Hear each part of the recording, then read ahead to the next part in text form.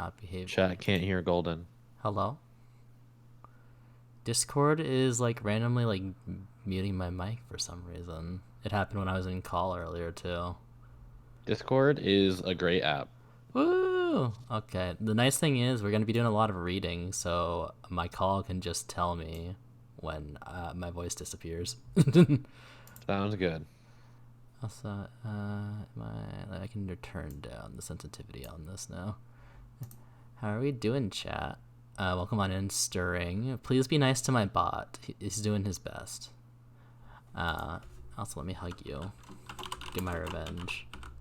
And James, hello. Welcome on in as well. Let me give you a shout out. Actually, let me give both of you a shout out. I saw the Twitch and... Oh, I don't have Sammy open. Hold on. The Twitch analytics, I think, said something about me sharing the viewers with you, Stirring, which is weird because you rarely ever stream. But given my viewer base, I believe it. Wrong folder.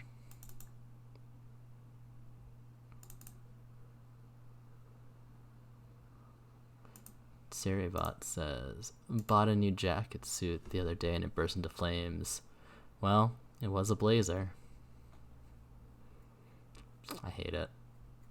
How do I turn that off? Okay, shout out Stirring for real now. How do you turn what off? There's a dad joke command on Seribot apparently.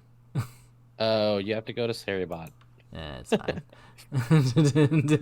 Shout out James as well. I think I have like all of Seribot's commands except for like good bot and bad bot, which is so funny because Seri doesn't do anything. Yeah. Or at least not in the for on my channel. Seri doesn't like show up at all. Yeah, I really only have doing it all the work for like the ad notification and the protection.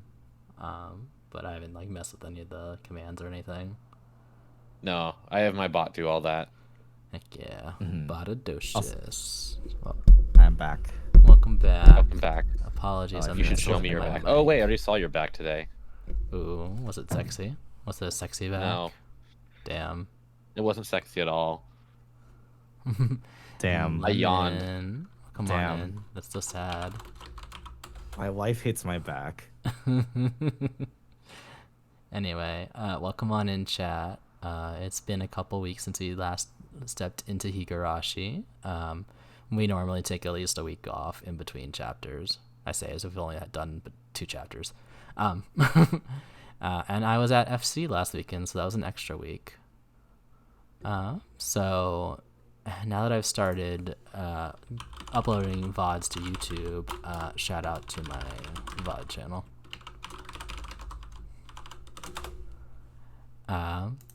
I figured I'd do a little recap so I can upload these because we're going to be doing this for another couple months. So it's going to be weird having like one of my streams just not on the VOD channel at all. Yes. So Golden Smart. I'm not that smart. I think there's a smarter person in this call. Maybe 2 smart people. Jesus? Jesus is definitely not in this chat. I can feel Jesus God in is not present in these halls. Jesus is always here. He's always here in my heart. I watched Kunk on Earth, an episode of that on somebody's stream the other day. It was the one about Christianity, and the guy they got to play Jesus was kind of hot, not gonna lie. Wait, someone streamed Kunk on Earth? Like on... Not on Twitch. Or in Discord? Okay. No. I mean, it's like Kunk on Life has a full-on sex scene, so... Ooh, yeah, no. That's definitely not going to be on Twitch. But yeah. So I'm going to shortly recap as concisely as I can the past 4 chapters of Higurashi. Starting with the backstory. So the game takes place in a mountain town in rural Japan called Hinamizawa. You can see it here. It's very pretty. And nearby, the town is a swamp named Onigafuchi, which the villagers believed was not only bottomless, but contained a portal to hell. And every so often, demons would appear out of it. And, as demons, specifically Oni in Japanese, do, they go on a rampage and start eating people. However, the guardian deity of Hinamizawa came down from heaven and made peace between the humans and demons. And according to legend, the demons interbred with the people. They got turned into humans, but deep down, there's still some demon blood in the residents of Hinamizawa. And now the village is headed by the three great families, of whom there's the Kimiyoshi. The mayor of the town is Kimiyoshi, but he doesn't have a portrait, so he just gets a name tag over here. That means he's not important. He's not that important. Portraitless behavior. Portraitless behavior, exactly. I mean, our main characters have been portraitless, but that's just because they're POV characters. The main character is also not important. Well, I mean... Obviously. That's why he keeps dying. True. Yeah. We'll get there. The Sonozaki family, they used to be like not the law enforcers, but kind of like the religious laws. If anybody broke taboo, they would be the ones to punish people. It's headed by an old lady named Oryo, but her granddaughter... Minister Frollo? Minister Frollo, basically. Less horny. You don't know that. You're right. We don't know what Grandma Sonozaki's up to. But Mion here is de facto the head of the Sonozaki family at this point. And the Furude family, who are the village's priests, who are literally just down to the daughter of the former priest, Rika, right here. I did want to autocomplete to down to clown. Down to clown. Yeah. Down to clown around in Pound Town. Mm-hmm, You're so right. Also, welcome on Delta. And so the sort of inciting incident of the game itself happened about 5 years before most of the chapters we've experienced so far. The government was planning on building a dam in the Hinamizawa area, and to do that, they would have to flood the entire village. So that's a damn shame. Mm-hmm. Mm-hmm. And so the villagers decided to start protesting, and the protests, naturally, though it was mostly peaceful protest, it seems behind the scenes, somebody, we think it's the Sonozaki family, but we don't know for sure. That's what the game seems to want us to think. Kidnapped the Minister of Construction's grandson. So the federal government sends their equivalent of like an FBI agent, basically, over to Hinamizawa to try and investigate the case. They don't think that this is where the kid is, but it turns out it is. Gas. Stalker. So like he's like, oh, I'm just going to like this random podunk town, and nothing's gonna happen here. But yes, our agent Akasaka goes and investigates with this guy, police officer Oishi, who works in the nearest city to Hinamizawa, and they investigate. They end up finding the grandson with some very planted evidence. But he gets out, he gets released, everything goes back to normal. They cancel the dam construction, but with how bureaucracy works, it takes a couple years before the construction actually ends. But Akasaka also meets Rika, and there are a few points where Rika acts a little weird. We had some POV, like flashbacks or journals of her mother, and she is very weirded out by this child. But Rika predicts that there will be 5 events every year mysterious death incidents, the last of which will be her own death. And we'll go through that list. But What would you do if you just read your mom's diary and she was just like, my kid's a little fucked up? I would cry. Why are you reading your mom's diary? I don't know. Just, I know, you stick around, you find shit.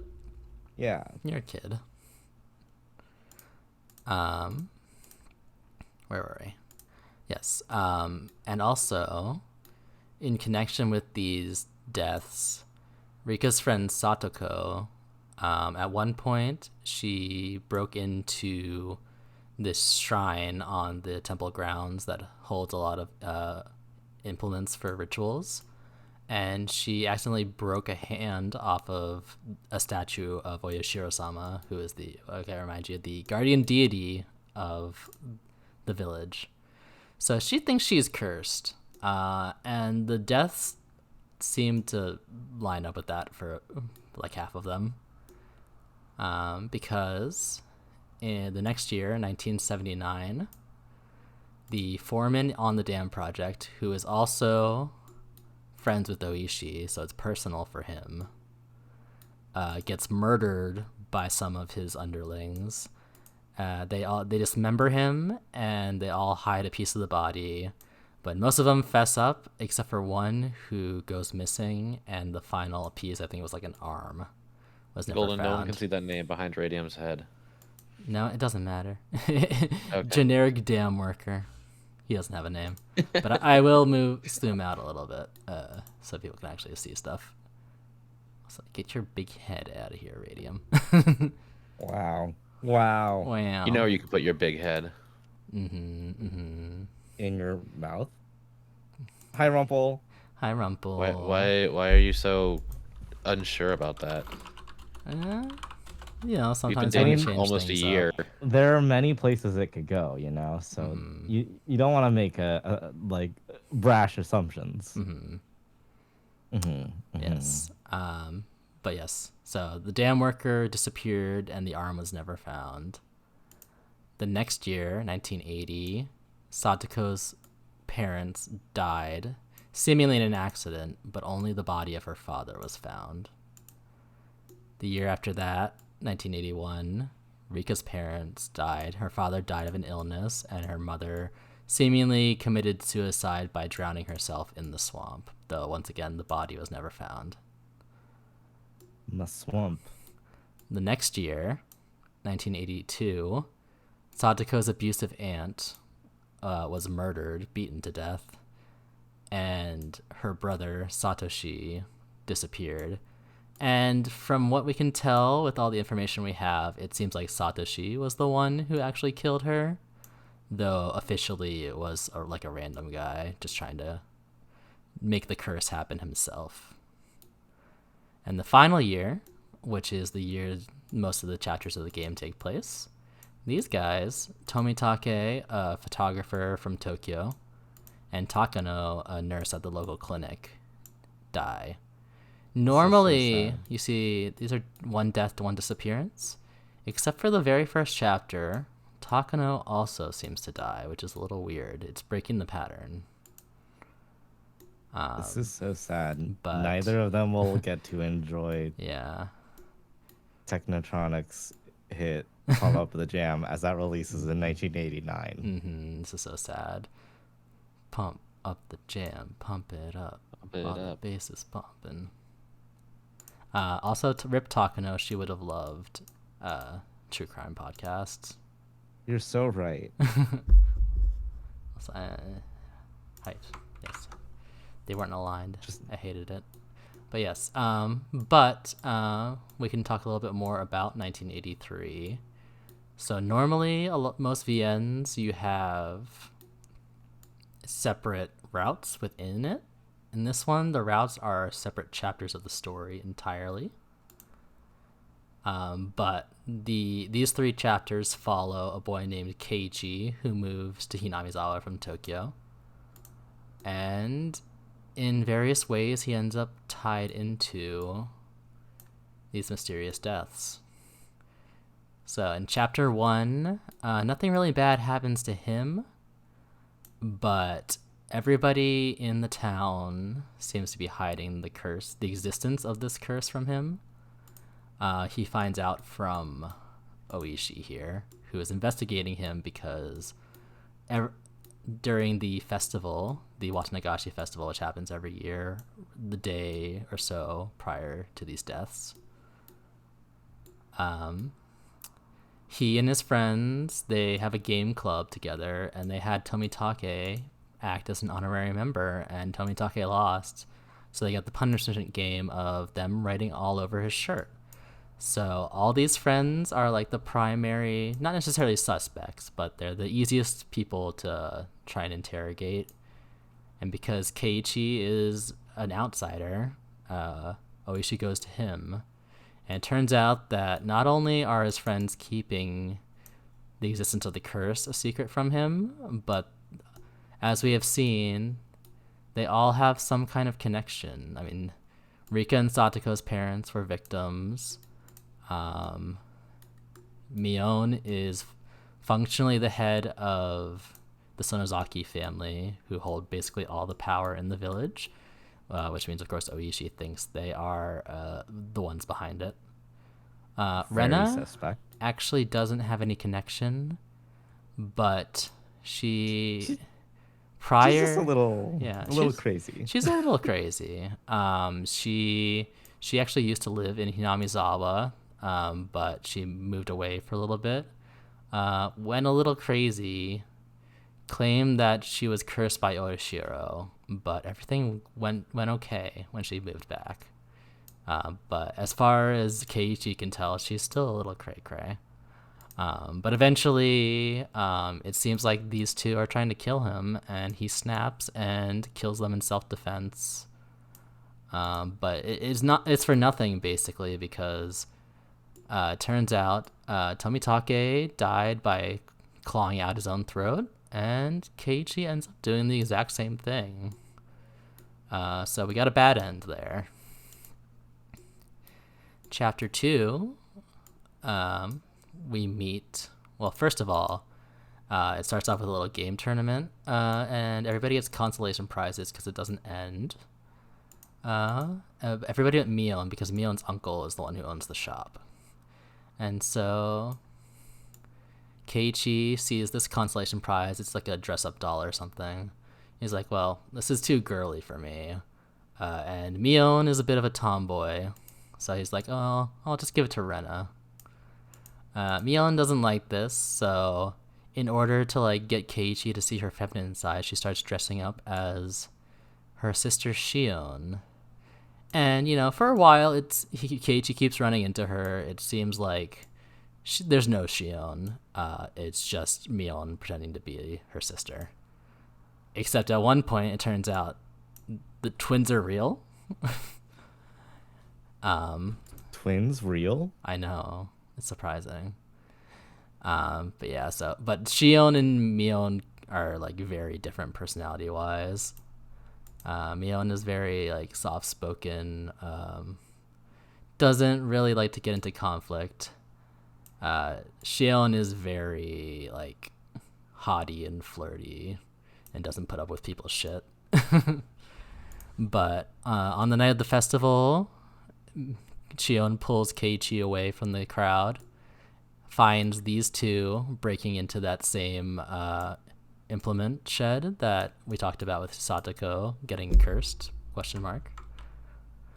And so when they find out that these two died, obviously they think they're next because, wait, 2 people died. Well, that means 2 people have to disappear now, right? And so it seems like they're in danger, but they are not the ones who go first. It's actually the mayor disappears one day, like the day after the festival, and then Rika and Satoko disappear as well. And eventually, it turns out that Shion has also been missing since the day of the festival. So it seems like Mion is the one going around kidnapping and or killing everybody. So Keiichi and Rena go and confront her. Mion requests some alone time after confessing the murders. She requests some alone time with Keiichi. Takes her to see Shion, who she has not killed. But then tries to kill Keiichi. He tries to reason with her and asks her not to kill Shion and him. And she's like, no, sorry, I gave you too many wishes, so I'm gonna kill Shion, but I'll let you go. And so it happens. He manages to get out of there, though he's unconscious when the police find him. But eventually, like a couple weeks or so later, Mion shows up at his window one day, and he goes down to see her and gets stabbed. So near-death experience number 2. But they manage to find him quickly enough to take him to the hospital, and he survives. And Oishi goes to see him and tells him, we found the bodies of all the dead people. But it turns out that Mion's body is also there.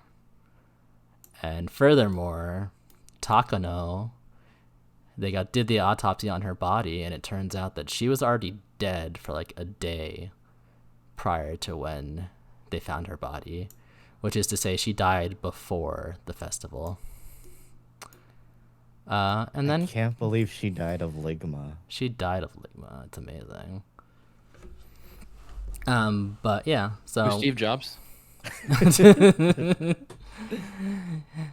So Keiichi is understandably confused, and while he's thinking about it, the ghost of Mion shows up and kills him. So bad end number 2. Chapter 3. Everything decides to go to shit way earlier in this one. Keiichi starts to get a little closer to Satoko, who we haven't really seen too much of in the previous chapters. But he finds out more about her and her relationship with her brother Satoshi, who once again has gone missing. And her abusive uncle, who had left after her aunt died the previous year, his mistress gets murdered. It's seemingly by the Sonozaki family, who, in addition to basically controlling the entire village, are also married into a Yakuza family. So they have a lot of power in the underground as well. But yeah, so his mistress gets murdered. So he, after fleeing Hinamizawa, is like, well, this is like the only safe spot I have, right? And comes back to town. He's Satoko's only remaining family, so he is her legal guardian, and he treats her like garbage. And Satoko's friends do their best to try and get like child protective services involved, but there's nothing they can do. Satoko had previously filed a false report when she was younger on one of her stepfathers, and they're just very cautious because of this, despite the obvious bruises and stuff on her. So Keiichi decides to take matters into his own hands by murdering his uncle, or her uncle, murdering Satoko's uncle. And it seems like he does, except the next day, he goes on the night of the festival, so he is not at the festival. But the very next day, everybody's talking in class like he was, and he's very confused. And Satoko claims that her uncle is still alive, so he's doubly confused. Eventually, he goes over the next day to Satoko's house to try and see if her uncle is there and make sure, if he's still alive, to kill him for sure. But he doesn't find him. He finds Satoko in like a very near-death state. So he goes and gets her out of there, tries to take her to the clinic. Unfortunately, He previously, after trying to confess to the murder to the doctor at the clinic, felt betrayed when he overheard him trying to give him a sedative, acting like he's crazy, which he's a little crazy. Let's be real. Just a little. He wished that the doctor would die, and he also ran into Takano on the night of the murder and wished she would die, and that worked. And the doctor committed suicide, so it seemed like that worked too. So Keiichi thinks he can kill people with curses at this point. But yeah, they end up going over to the shrine where Satoko is staying with Rika, and they find Rika murdered. Satoko is understandably afraid. Keiichi is stupid and still has his weapon on him. So she thinks that he killed Rika. And eventually she pushes him off a bridge.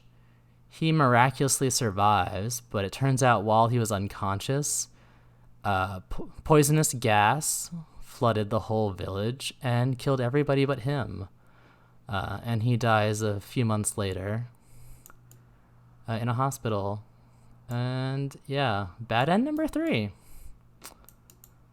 So Everyone dies. AKA Keiichi can't catch a break. no. I mean, he lives, survives. Yeah, more I or mean, less. yeah, he survived 2 of these 3 for a little bit. But yeah, so I would argue that he didn't really survive chapter 2. no, I mean he got like a week's break. But yeah, so a couple years after these incidents, in this timeline, chapter 4, Akasaka, our police or special agent, and Oishi meet up and decide, hey, we want to try and like figure out what the hell is going on behind this series of deaths. Because at least in that timeline and in this chapter 3 timeline, that gas attack or gas accident, whatever it is, happened. So we are now left wondering what the hell actually is happening. And maybe we'll get some answers today. And yes, hello Goose, welcome on in. There's gonna be an ad in just a sec, which is like perfect timing actually. Yep, there it is. So when we get back from the ad, we will start the game. Yeah.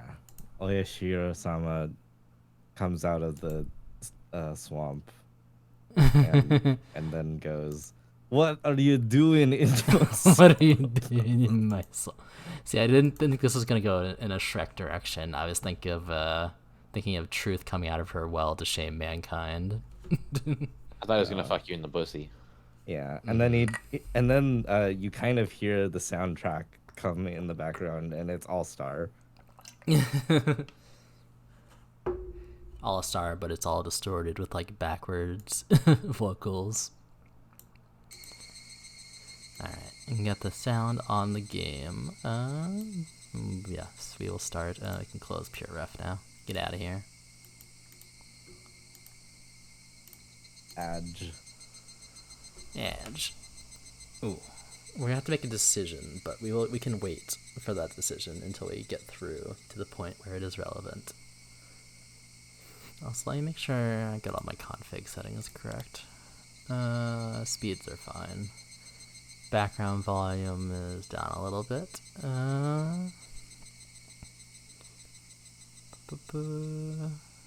Right click, don't really care about that. Confirmation boxes, I've never used that, I don't know what that is. And we're in English, yes, okay. We're good. Alright, so let's start up the game. You can see now we have a different title, Higurashi When They Cry Kai. Izzy, welcome on in. That was previously on Golden Yazi. Let me give you a shout out, Izzy. Hi, Izzy. You can see it's Higurashi Kai. Kai meaning, I believe, answer, basically. The Higurashi Kai anime actually only covers the last 2 arcs of this, but technically all of the second half of the series is Kai. Yeah. So let's hit start.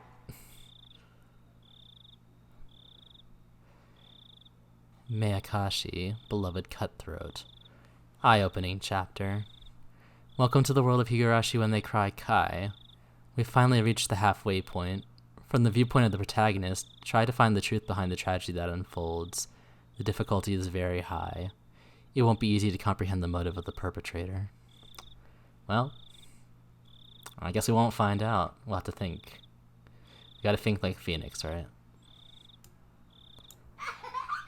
The creepy laugh is still here. She dropped her beads in the sand, so the girl cried. For 100 years the girl searched the sands.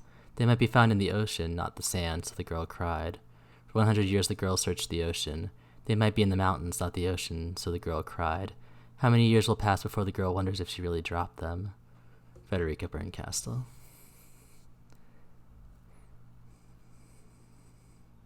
That was a long one. Barely made it before it disappeared off screen.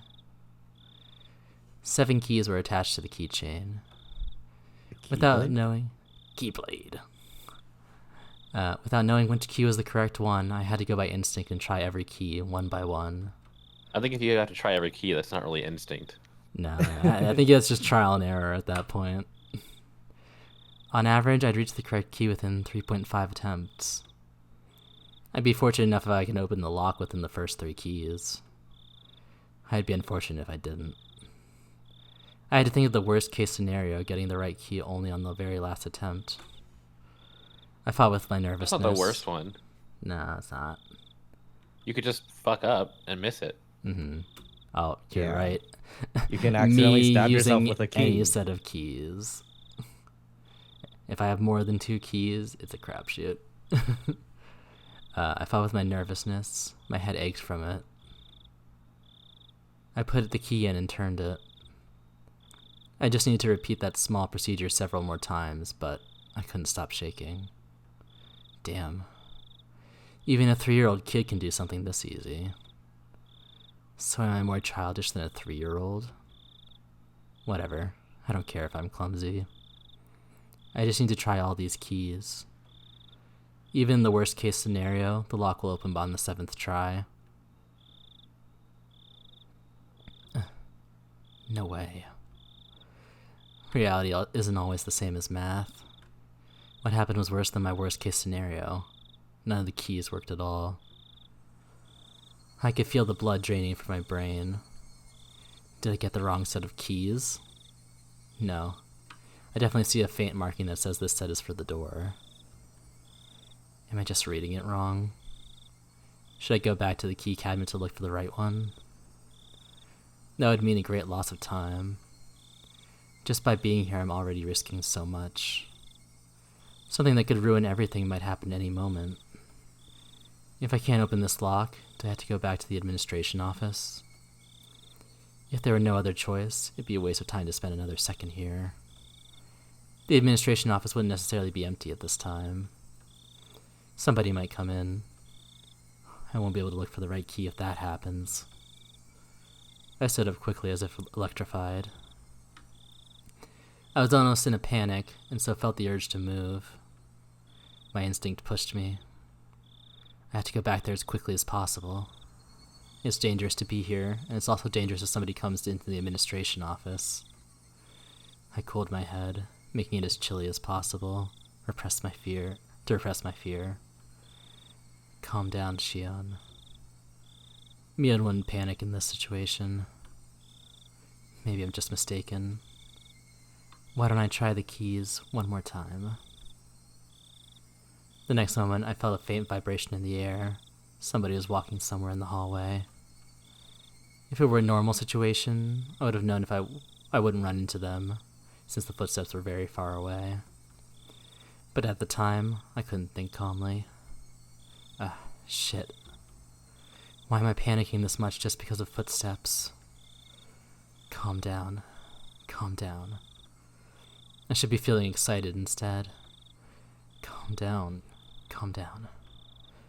I just need to do what I have to do. I should ignore the footsteps because they're not an immediate threat. Pretend they aren't there. I have to listen for something much more important right now. Shit. This key shouldn't be hard and cold, but It's pliable and hot. It feels like rubber. How could I stick this into the keyhole? Shit, shit, shit! It wasn't the key that was pliable. It's my fingers that were limp. Shit, shit, shit. The key sprung out of my hand and fell to the floor. It shouldn't have made any sound, because it was so pliable, but it made a tremendous metal noise as if somebody pushed over a cupboard. Cling. The sound almost stopped my heart. I felt dizzy for a while. I looked around afterwards to carefully see if I caused any disturbance to the surroundings. Calm down. Calm down. Nothing's changed. I don't hear anything. So, am I safe? Calm down. Calm down, calm down. Wait, I don't hear anything. What about those footsteps in the distance? Calm down, calm down, calm down.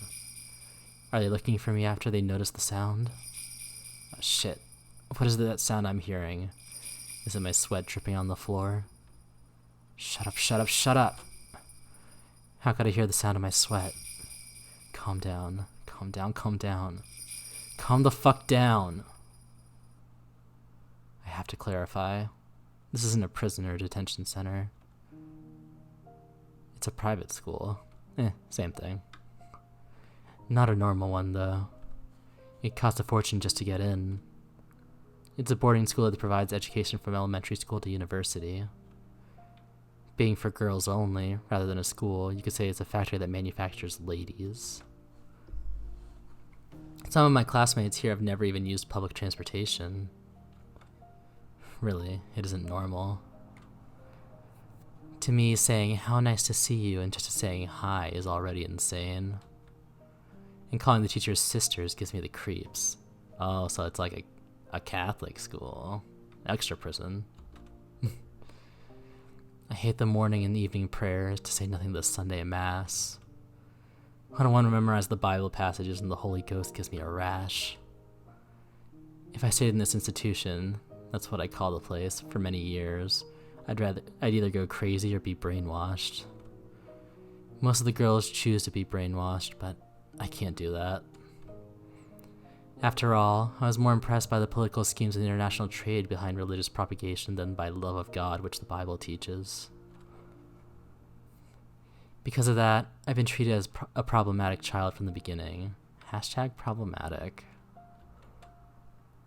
I experienced lots of disadvantages as a result. I realized that quickly, so I superficially pretended to be normal. However, I got tired of acting, so I started to reveal my true self from time to time. I became a problematic child once again. People started to treat me differently once again. It's fun to misbehave, but it wouldn't do anything for me in the long run. Are you tired of manual problems?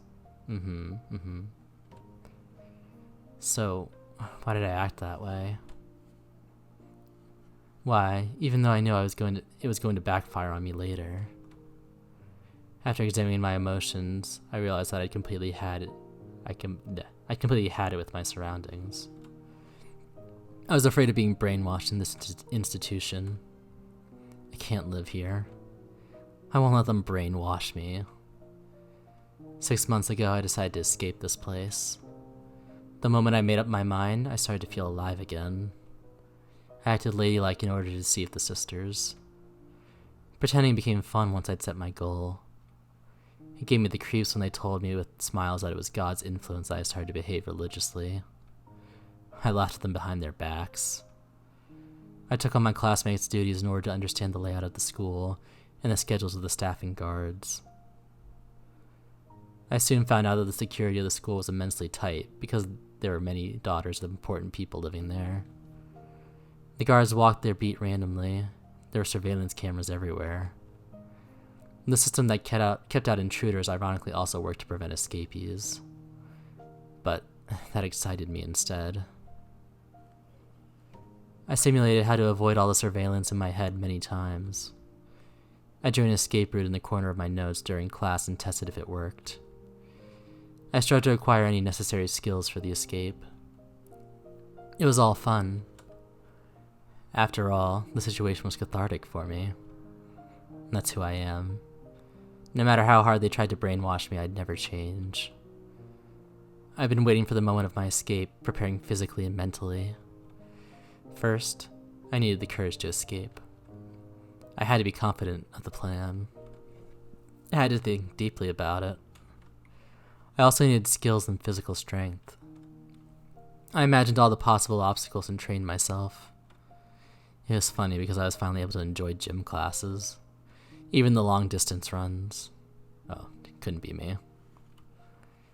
I needed a perfect plan, as well as the physical strength and skills necessary to execute it. Also, supported by those things, I needed determination. You're filled with determination, Shion. Where was I? Sorry, I moved the window so I could make sure that my audio is still going. I made sure that I had all I needed and executed the plan. I decided to plant a seed in school before the appointed day. The seed was a rumor that one of the male teachers was having a relationship with a student. I won't go into the details now, but that can turn into an enormous problem in this school. The school is limited to girls precisely because their parents want to avoid those kind of problems. Those parents are mostly important people from various positions.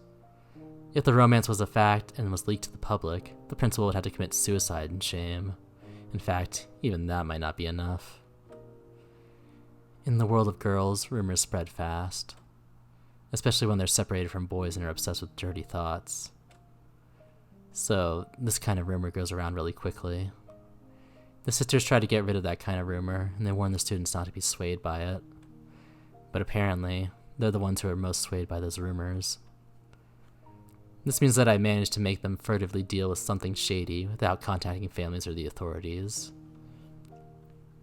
So, if I disappeared in these circumstances, it looked like I ran away with some teacher. All the male teachers would deny it, of course. However, the schools wouldn't believe what they said so easily. After all, there's a dirty rumor going around. By the time the school finds out about my escape, after they eliminate all the other possibilities, I'll be somewhere safe. I tried hard to spread the rumor that I was involved in the forbidden romance as widely as possible. The sisters questioned me a few times, but since the romance was something I'd made up, they couldn't find anything. No matter how hard they tried, they couldn't find any evidence. After 3 months, I was certain that I created a solid foundation. I swapped after-dinner duties with my classmates so that I could adjust my schedule on this day. I was even able to fill them with suspicion about me by doing that. Now they'll definitely suspect I ran away with some male teacher. Tonight was the night. I began my chores after dinner. After lights out, somebody will find out about my disappearance. My generous roommate would probably wait about 10 minutes before she reported me to a sister, but no longer than that. I had about an hour tops, but that's enough for me. I took a step off my regular route. That was the first step toward my great escape. I calmed down and thought, the key shouldn't be wrong. This lock is old and firm. Isn't it possible that I put the right one in, but the lock was just stiff, and I only thought I got the wrong one? I realized that my nervousness was making me clumsy. The gloves that I'm wearing to avoid leaving fingerprints must be getting in the way, too. I should try the keys one more time. I picked the most probable one and gently inserted it into the keyhole. It's stiff. If I twist it too strongly, I might break the key. The moment I thought of giving up, I felt something in my fingertips. The key worked. I slowly opened the door. I could hear the crickets. I don't have to hesitate now, but somehow I'm reluctant to step outside. I can still make excuses up to this point. It might look awkward, but I still can. But if I take a step outside now, there can be no excuse. If the guards find me, they'll take me to the office immediately. There have been escape attempts before. That's not really so strange. I don't think I'm the only heathen here. It's understandable that there have been people before who couldn't fit in this place. So the school is well aware of the possibility of escapees. I've heard rumors about what happened to those who were caught while attempting to escape. I don't want to believe any of those stories, though. Bo. What, Bo? Yes, Bo. I was like, well, hold on. Is that right? That's right. Hey, Bo Shamo. Welcome on in. Let me give you a shout. Bo was doing some sewing on stream earlier today. You see, Hi, Bo. all the school's horror stories involve students who attempted escapes. Whatever. Bring it on. I'm not expecting to get a second chance anyway. There'll always be only one chance. Heard the keys jingling. Psst, psst, psst, psst, psst. There'll always be only one chance. Things get serious beyond this door. I psyched myself up and pushed the door open. A strong smell was hanging in the air. Is that normal for the outside? I'd never smelled this strong, grassy smell before. Go touch grass, girl. Is there something going on? Do I have to be wary of it? Should I go back and wait for another chance? That's silly. There's nothing strange going on. The smell is something I smell every day. I just wasn't aware of it. It's true, isn't it? Even though I pretend to be cool, I'm nothing but a nervous wreck. Calm down. Calm down, Shion. I can rely only on the map inside my head from this point onward. I researched the locations of all the surveillance cameras. I'm confident I'll be able to avoid all of them, but I'm not sure about the guards. Metal Gear. They pick their patrol routes randomly, after all. I have to take a chance. I can hide myself in most places, but there's an area where there's nowhere to hide for several meters. I concentrated to keep my senses keen. Well, I had to depend on my luck in the end. Even if I do my best, the guard might find me by mere chance. On the contrary, I might be able to get away no matter how unwisely I choose to move if I'm lucky. Can't wait until you fight the mech in this game. Gotta make sure we save enough bullets, though. Damn, after all that effort, it just boils down to the luck? This is a gamble, after all. When I realized that, I got excited. Yes, this is a gamble. I'm trying my luck. This is a game to test the determination to change my life. If somebody failed to escape from the school, that meant they didn't have enough luck to survive in the real world. But I'm different. Rip to those other students, but I'm different. I'm going to get out of here. I'm testing my luck. Here goes, Shion. I ignored the noisy bugs and concentrated only on suspicious sounds. I heard no threats. The loudest sound wasn't the bugs, it was my own heartbeat. Crunch. Even my own footsteps were so loud they could break my eardrums. With each and every step, my overactive imagination tormented me with premonitions of unexpected run-ins with the guards. Countless times that torture grew too hard to bear, and I thought of running. But if I broke into a run, the noise I made would only draw suspicion. If anyone heard the running at a time and place where the people shouldn't be, they would realize something abnormal was happening. But if the footsteps they heard were just walking, then they'd likely think of nothing of it. Of course, I don't plan on even letting them hear those footsteps. I tried to extend my senses to get as much information as possible. I didn't sense anyone's presence. I might have felt safer if I heard the guard in the distance. I'm worried that my senses might not be keen enough to detect everything. Somebody might be right behind me without me being aware of it. I didn't want to make any noise, so I stopped from time to time. See, Shion, you gotta make sure your footsteps aren't even, or else the worm is gonna get you. It's like I'm constantly fidgeting.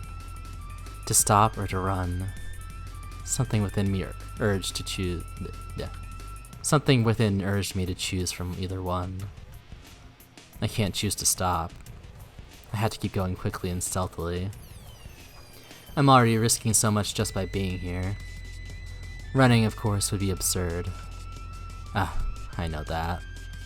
The urge to run continued to bug me. My head was filled with those thoughts as I went through this dangerous territory. I succeeded in passing through the window without... window? Where did I get window? I succeeded in passing through without running into anybody. I couldn't help but sit for a moment and exhale the rotten air from my lungs. My negative thoughts vanished quickly. Just a little more to go. Just a little more. Just to that bush over there is the fence that separates this place from the outside world. Once again, I strongly felt the urge to run. I suppressed that desire and carefully tackled the final step. The beautiful-looking fence didn't seem designed to prevent escapes. While I was worried that somebody might see me climbing up the fence, it fortunately didn't happen. It's even possible that this fence might have a touch sensor. It's too late now. It doesn't mean anything now since I'm already climbing up. From the top, the fence seemed about 7 feet high. I had to go down carefully, just like when I climbed up. I knew that logically, but I couldn't think that way anymore. I chose to jump off with no hesitation. Of course, I regretted my decision during the fall. I got scared because the flight was longer than I expected. I didn't land beautifully. I fell on my butt. But there was nobody around to laugh, and I didn't have time to be embarrassed. I looked around to see if anybody heard my landing. Even the crickets weren't interested in the sound I made. I felt relieved. I looked at my watch. 5 minutes till 8 p.m. It was just a 15-minute escape. Putting a number to it really made it obvious how short it had been. Looking back, most of the time I was just asking myself questions and hesitating. I guess I worried too much. But I can't be too relaxed just yet. There's no guarantee that I fooled all the cameras. This place isn't a bank. There won't be a fire alarm going off even if the guards did see me. It's possible they're rushing this way right now. I can't enjoy the air of freedom yet. I hid myself in the darkness and waited. There's still time left until the rendezvous.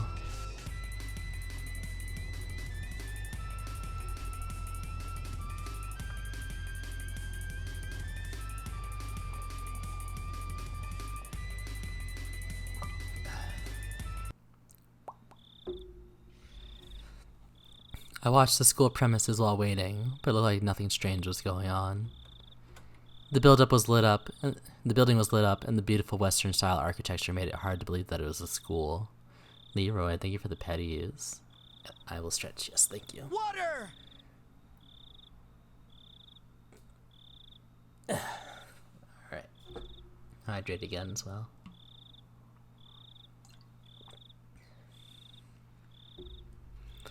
Doing good. We just started a new chapter. It's been me monologuing the whole time so far. But Just quietly sitting here waiting.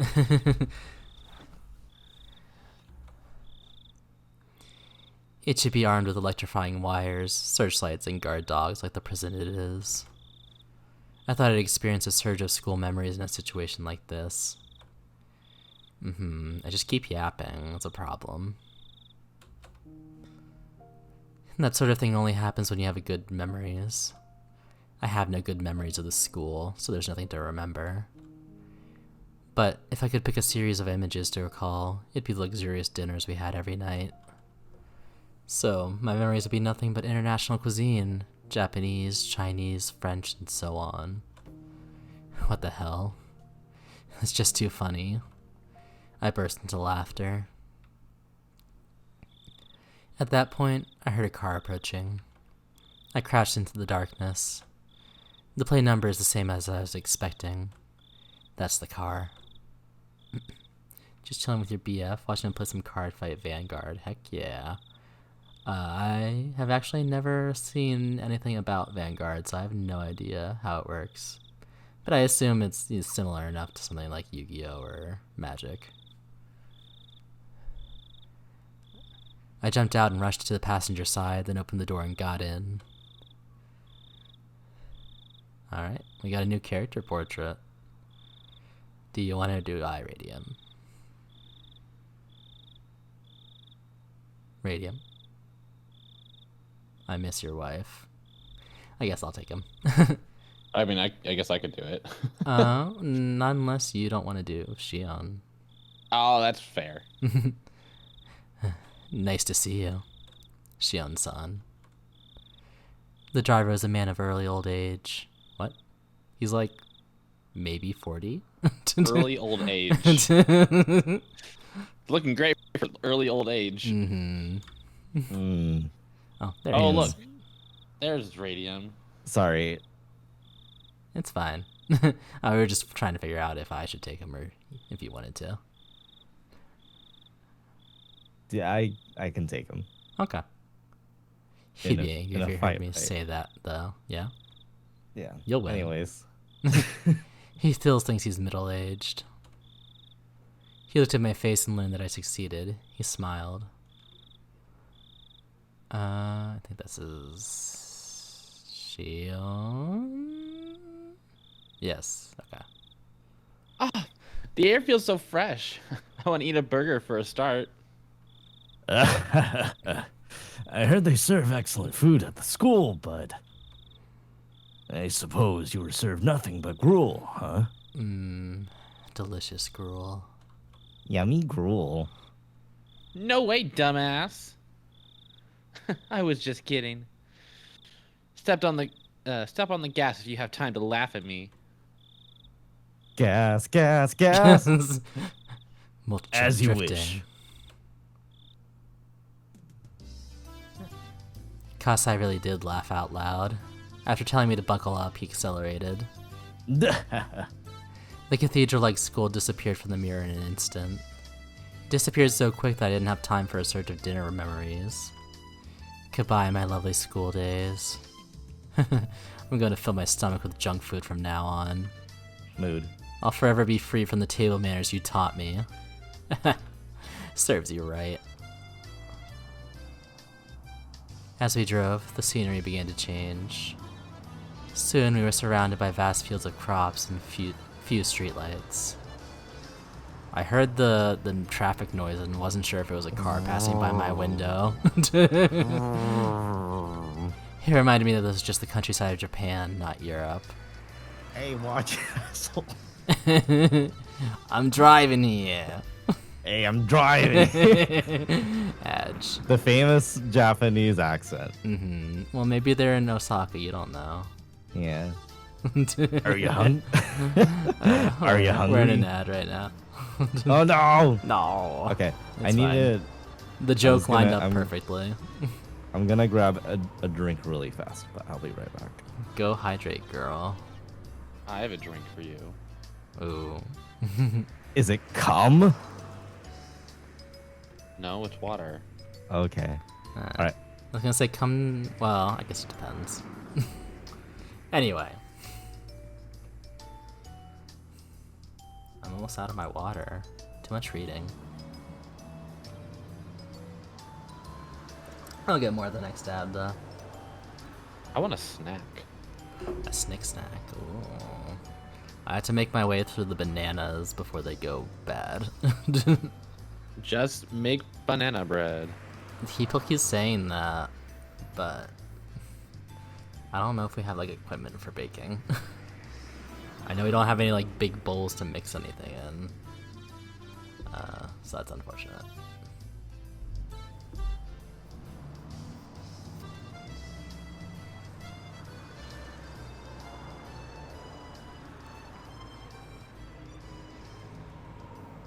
Welcome back from ad chat. Radium went to go get a drink, so we're still on Well, pause. I'm back Oh, now. Shit. Perfect timing. Let's go. Are you hungry? Would you like me to stop somewhere to eat? Can we go to McDonald's? McDonald's. That's okay. I already ate. Orders a black coffee. I lied. I'm actually a bit hungry. Me too, girl. I didn't eat much at dinner to avoid slowing myself down with a full stomach. I appreciate Kasai's offer, but I didn't really feel like taking the time to eat while we were still in enemy territory. It's late, so you'll only find... Wait. Sorry. I think this is It's late, so you'll find only vending machines at the highway rest stops. No, I've heard there are hamburger and Odin vending machines nowadays. How would you get a vending machine for Odin? I guess you could have like the soup pour like a coffee machine and dispense the food, but Yeah. still weird. Burgers make sense. But Does it? Does it make sense? I mean, I've there's seen- like I've hot seen food those. vending machines in Japan I a don't. lot. My brain doesn't recognize that as good. I imagine it's like a cafeteria burger, basically. Like bread and meat. It cooks differently. It reheats differently. Mm-hmm. I can't imagine them being in the same place at the same time. Huh? What the hell? Well, would that dispense a cup and the ingredients? I'm Like glad a coffee vending machine? me and Shion had the can't exact believe same it. thought process. Can't believe That's it. gross. I cannot decide on what voice I want to give Shion. Go with your heart. I don't think it's like that. It usually comes in a can. Oh, Oh yeah, and then they heat up the can. yeah. Sorry. I can't stand canned food. Still? I thought you might have grown out of it. I haven't because I can't. Shut up. Why are you laughing? Kasai chuckled. He must have been trying to help me relax. He isn't usually so talkative. I think it's Shion. Yeah, I hope so. I'm exhausted. I'm going to get some sleep. How do I recline this? Look for the lever on the lower left part of the seat. Can you find it? Oh, here it is. Here I go. Yeah, crank that shit up. Hoo-wah! Kasai laughed again. Did I do something funny? No. Long pause. No. No.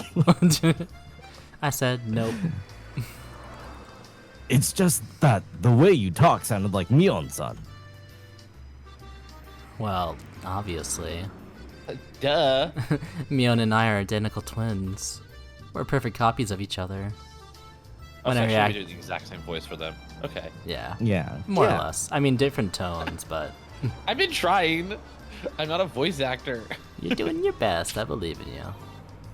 I'm crying. You're When- doing great. When I react to something, so will Mion. When Mion reacts to something in a certain situation, I'll react the same.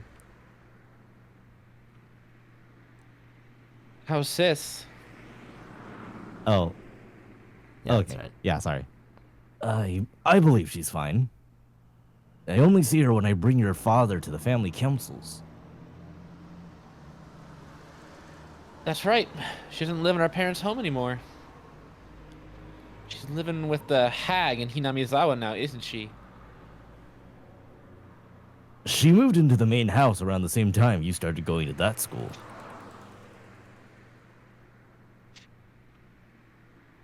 Oh, that's fine. Golden line. I responded with disinterest, even though I was the one to ask her about it in the first place. Ask her about her in the first place. The main house is where Oryo, the current leader of the Sorozaki family, lives. And that's my grandma, who I call a hag. In Japanese, it's Onibaba, which is also the name of a pretty good movie. Hags. Have a great summer. Hags. That's what people are gonna write in Zord's notebook, apparently, at AC. Yeah, that's what I'll do. Radium, why did you write hags in my notebook? Smile. But when we use the phrase the main house, that usually means more than just a dwelling. What Kasai refers to is the same thing. I think Shion? No, that's mine. Yeah, that's Shion. Yeah, yeah. Did she change? You mean Mion-san? Yeah. I think she has to have changed if she's living so closely with the hag. Kasai chuckled yet again. He knows I hate my grandma. I haven't noticed any changes. She's still the Mion-san, you know. What about me? Did I change? Vincent, well, come on in. Vincent, are you proud of me? I got to adept in Mahjong Soul and then proceeded to keep losing in all the silver rounds I played.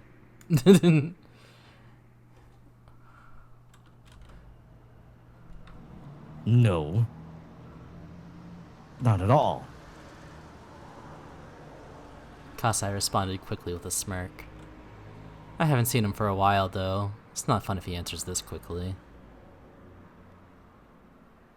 I glared at him, and then he burst out laughing. You haven't changed at all. That's admirable, since you've been in such a strict school for so long. Damn it. Laugh as much as you want. I'm going to sleep. There's a blanket in the back. Please, make use of it. Well, why the fuck did you tell me that earlier? Thanks. I grabbed the blanket and rolled up in it. I'm exhausted, but I can't go to sleep. It's strange. I've been Maybe there. because you're hungry. Yeah. Or maybe not. Maybe Sleep it's just is the food. first night of the con. Maybe I'm just too excited. Sleep is food. Sleep is food, you're right. I must be tired from the escape. It's just that I'm still feeling tense. So I had to declare it once again, if only to calm myself. Cute streamers. Cute Koyos. Hi, Koyo. Hello. Welcome on in, Hi, Seamus. Let me give Koyo a shout out. I don't think I shouted you out when I did my recap, which is a mistake because I literally showed off your art on stream. Can't believe this. I know. MH. Toxic streamer. Toxic streamer. Also, why didn't it? It's Why a didn't it timer. shout out? Oh, okay. So I have to declare it once again, if only to calm myself. Don't worry, the VOD is still up, so it'll be easy, and it will be uploaded to YouTube as well. Or has it already been? Question mark. I don't remember if I uploaded it or not. It'll be unlisted when it is, though, so I can send it to you if you don't make it in time. Yes, I already read that sentence. I'm sleeping. I totally am. I believe it. Okay, I believe you. Well, all right. It's the third time you said that. Do I have to give you permission to sleep? You're talking too much. I can't go to sleep if you don't quiet down. Yeah, because we're having a conversation right now. I apologize, princess. Well, excuse me, princess. I'll keep quiet now.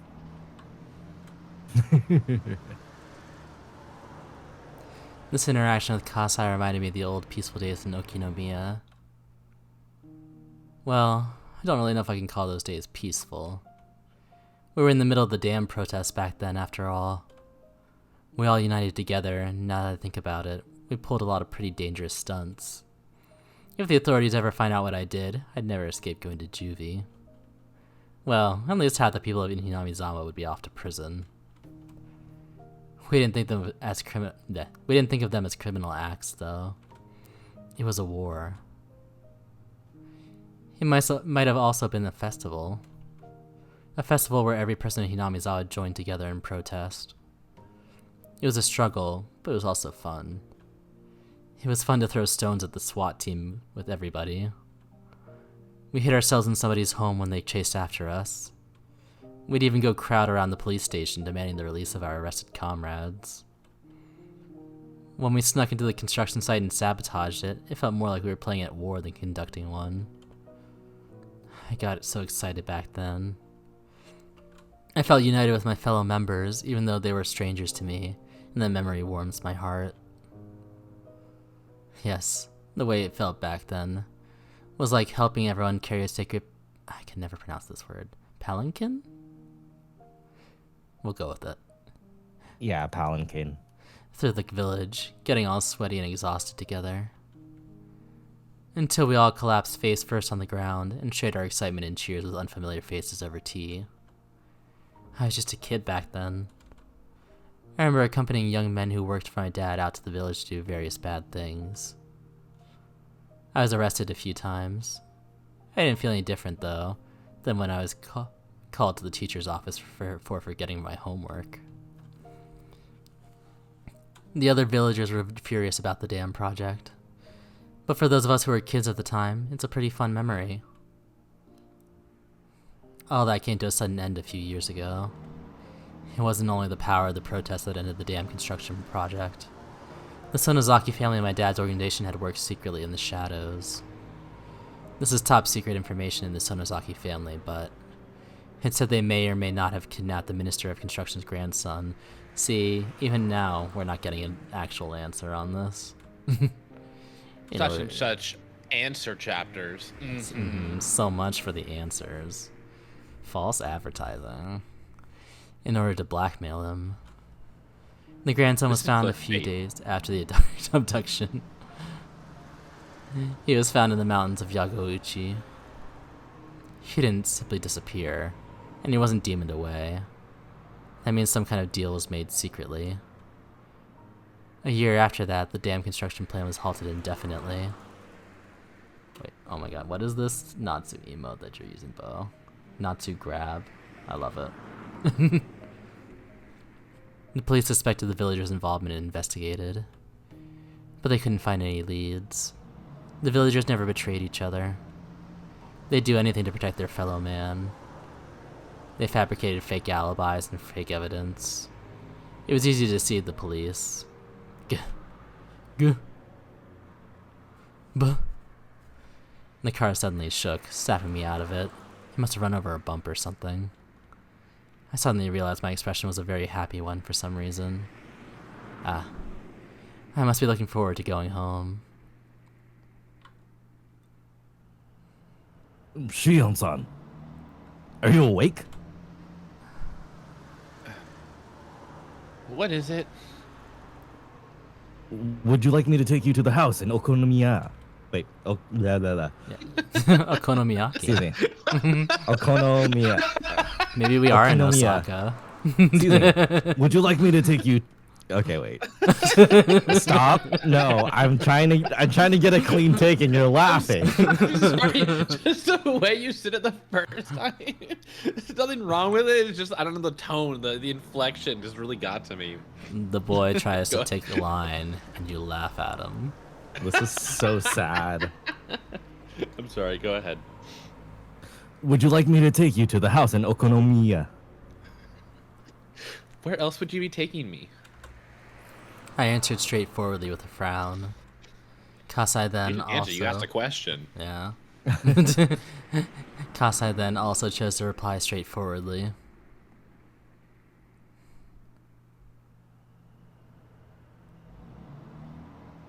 Kasai.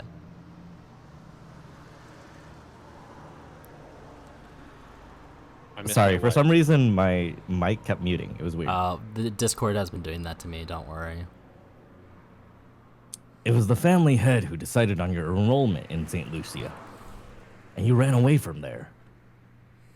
You do understand the situation you're in. The school the hag chose didn't fit me. That's all. Shion-san, I know. Shut up. As the head of the Sonozaki family, the hag's decisions are absolute. They're nothing like, say, the 3-second rule. Worse, the decision to confine me to an academy far away from the Sonozaki family was made before I was even born. Shion was the name they gave me. My sister Mion has a character that means demon in her name. That was to signify that she's a successor of demons. In other words, she would be the successor to the Sonozaki family's demonic bloodline. My name Shion has a character that means temple in it. This means that I was destined to take the veil and be confined in a temple. Thinking of that reminds me how much I hate this name of mine. For starters, the person known as Shion is an abominable being to the Sonozaki family, because it meant the family had 2 heirs. I don't have to cite the countless historical examples to explain. It's easy to imagine how that could prove troublesome for succession. According to our long-held family traditions, one of the twins was to be strangled to death right after birth. Unbelievable, isn't it? What that means is that I had to be grateful just to be alive and breathing to this day. No, what it means is that they're secretly triplets. That's what they don't tell you. There's a 3rd one. Maybe that's the one who killed everybody. I heard the hag actually put her hands around my neck right after I was born. I don't know what exchange took place in that moment. Maybe some brave relative of mine managed to get her to stop. Or maybe she was in an extremely good mood at that day. Then don't try to strangle me. We're twins. There are no apparent differences between us. But the first one out of my mom's stomach was named Mion, and the second one drew the short straw and got named Shion. Everyone was desperate to tell us apart, but we sisters just found that awfully ridiculous. There wasn't any difference between us. No one could tell us apart, even if we only swapped hats. We wondered why all the grown-ups were trying to see the differences. Well, our fun as twins didn't last forever. One day, they created an undeniable, clear distinction between Mion and Shion. Mion went to the main Sonozaki house to live with the hag and to learn how to become the successor. And I was to be confined at St. Lucia's. I have no objections to Sis's inheritance. I used to be jealous, but now I feel that having to learn about that and follow the traditions would just make me tired. I even feel sorry for Mion. So, I'm not going to be a threat to the family even if I'm back in Okinomiya. But the hag doesn't seem to think that way. She thinks of me as some kind of evil omen. That's why she wanted to keep me away from her. That doesn't matter to me. I don't want to see her face either. I don't care if she doesn't allow me to enter Hinamizawa. She can charge me 10,000 yen per step I take there. But I want her to let me live in Okinomiya where I grew up. When I was little, I was in Hinamizawa, but I don't remember it much. I'm not very attached to it. I do have good memories of my elementary school days in Okinomiya. The town isn't very sophisticated, but I kind of like it there.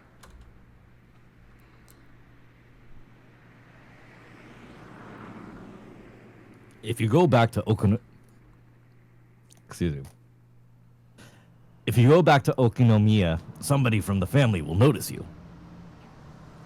And then they'll report you to the main house. Are you worried the hag will hear about me? That might be a problem. I hope you understand the situation. What, Kasai? Are you telling me to go back to that awful place? No, I'm not. What I'm trying to say is, You want to know whether I'm prepared or not. I just hope you understand what might happen. Well, I know what you mean. You'll be held responsible for helping me escape if things go bad, right? You should caress your pinky finger while you can, Kasai, before they take it away from you.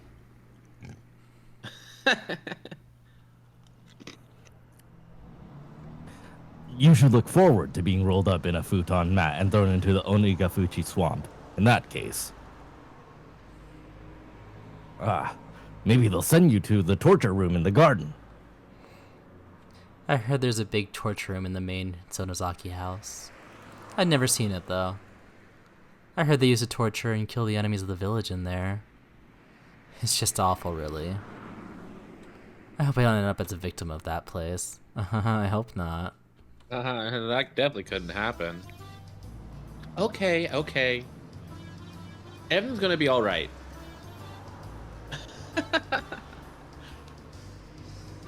You really resemble your mother. In the way you take chances, I mean.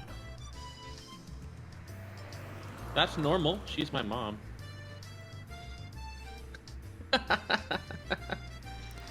My dad and mom will be furious if they found out about my escape. I'm more afraid of them than of the hag. I don't want to go into the details, but my dad is part of the Yakuza. He is in charge of the organization which covers the Shishibone area. He's in a very important position. So is Kasai here. He's an old friend of Dad who really trusts him. I don't know if this is true, but I heard Kasai used to be very aggressive, though he's gentle now. I also heard he has tons of scars. He was in charge of a few large areas, but after he was injured badly in a fight, he retired.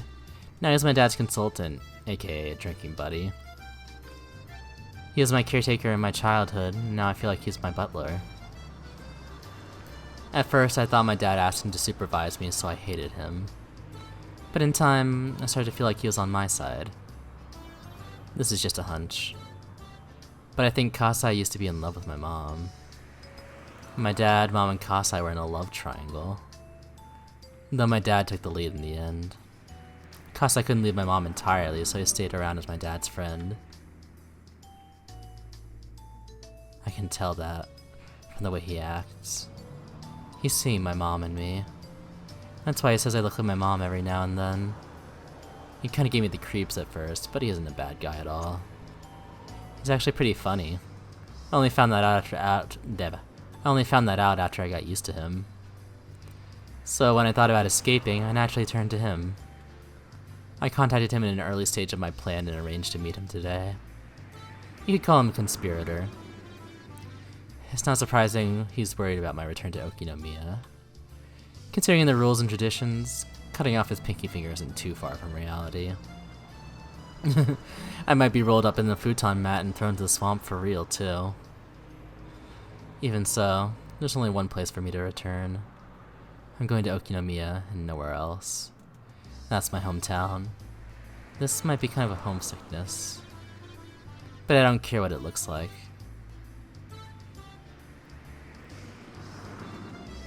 Okay, so Shion, hear me out. Maybe just instead of going back, you just leave the prefecture entirely. Okay, Yeah. how about that? Yeah. They'll never know where you go. You could go to like Osaka or Tokyo Literally anywhere else. and just take the train. Just get out of here. So, what are you going to do? The Sonosaki family is everywhere. Well, I'll lay low for now.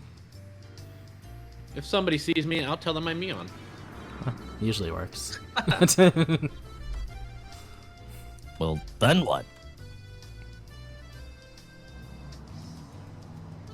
Then, after things calm down a little bit, I'll start talking to my closest relatives.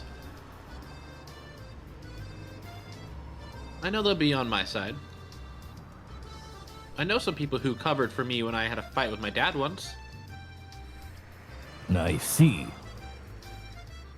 You're trying to create a fake. Wait. Fait accompli. Yeah, I just wanted to make Looks sure I read this. French. It is. Yeah.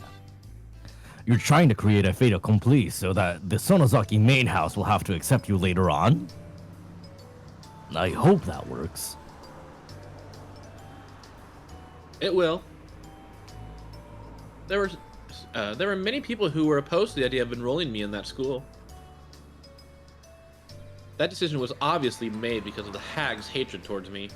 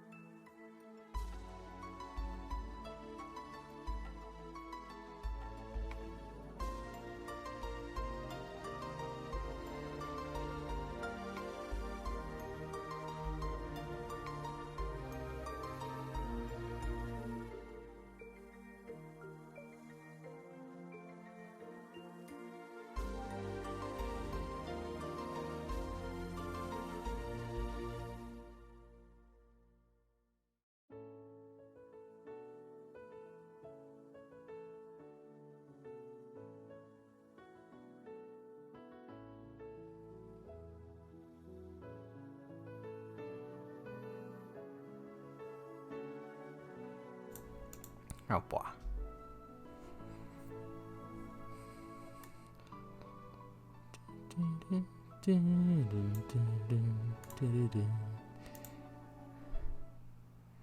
Enough of the nice music. The Notebook's beginning. June 1982. Satoshi Hojo disappeared several days after the Watanagashi festival. There are 3 possible reasons for his disappearance. One possibility is that it was an accident. Dead bodies sometimes end up in irrigation channels a few months after hit-and-run incidents. But since the police did a thorough search of the area and hadn't found his body, this possibility seems small.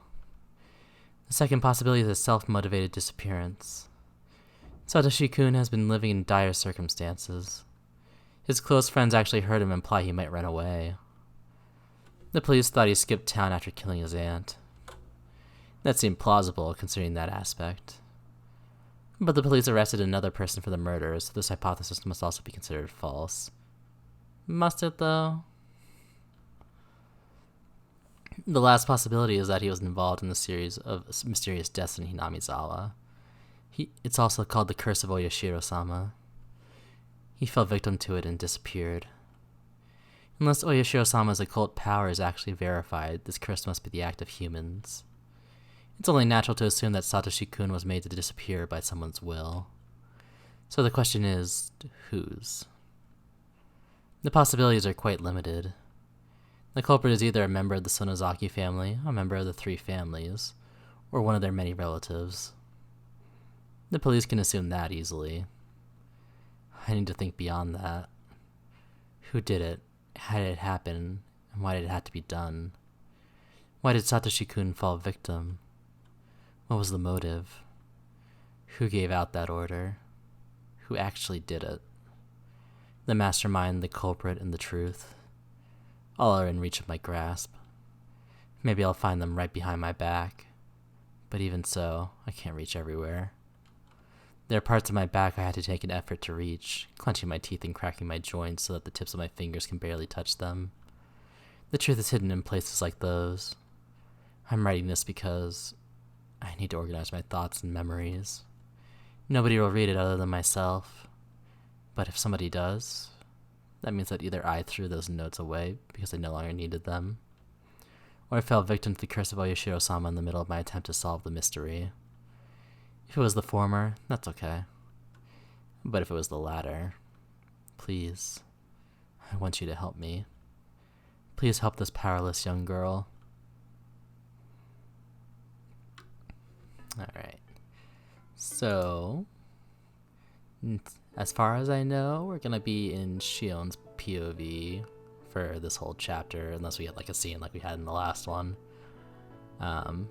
So our choice was, do we want me to continue narration, or did you want to take a stab at it, Seth?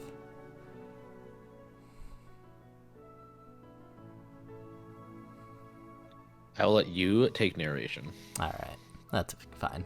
It actually be good because it means I'm talking less than I have been. And you get more dialogue. Yeah! Woo!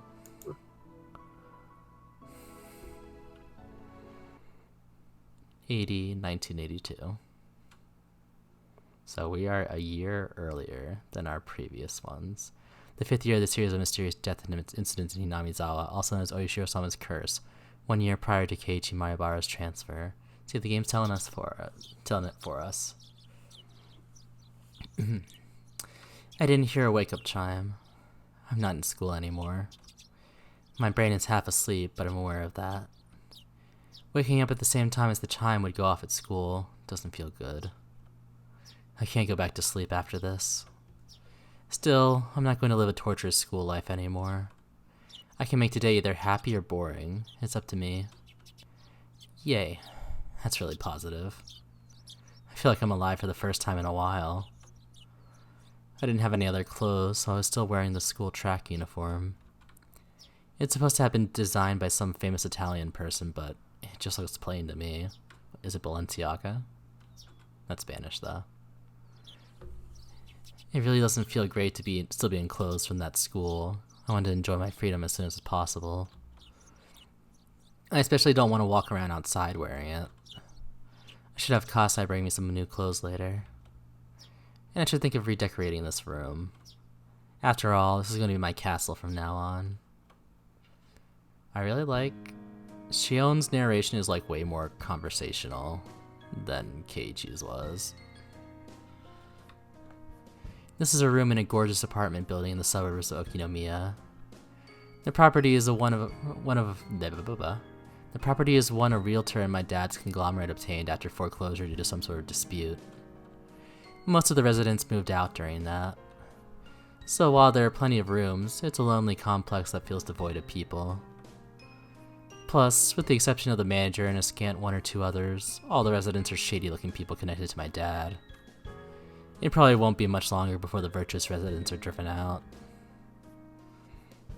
The apartment I'm living in used to be the room they'd use for viewings, so it looks like a room in a business hotel. It's fully furnished, but lacking in daily necessities. I'll buy those things over time, though. It's better that way, anyway. That'll make it feel more like my own room. I nodded to myself. It might have looked stupid, but it helped me psych me up. At the school, there was a TV only in the common room, and we weren't allowed to watch any cable channels. I zapped through all those channels as a form of emancipation. It was early in the morning, so nothing interesting was on. But I enjoyed it anyway. Commercials are fun to watch. Maybe back in the 80s. Maybe. Kasai dropped by with lunch right when I started to feel hungry.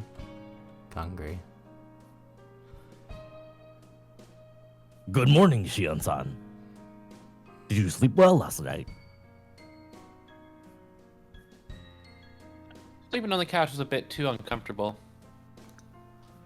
As a Japanese person, I want to sleep in a futon on the floor. Ah, this pickled radish is good. Oh, that's good to hear. Please, let me know what you need later on. I'll try to get as much as I can. Thanks. Oh, but you don't need to worry so much about me. I chose this life for myself anyway. And your wallet wouldn't last if I started extorting you, right? I have to be serious about my plan. I can't let myself take advantage of Kasai's wallet forever.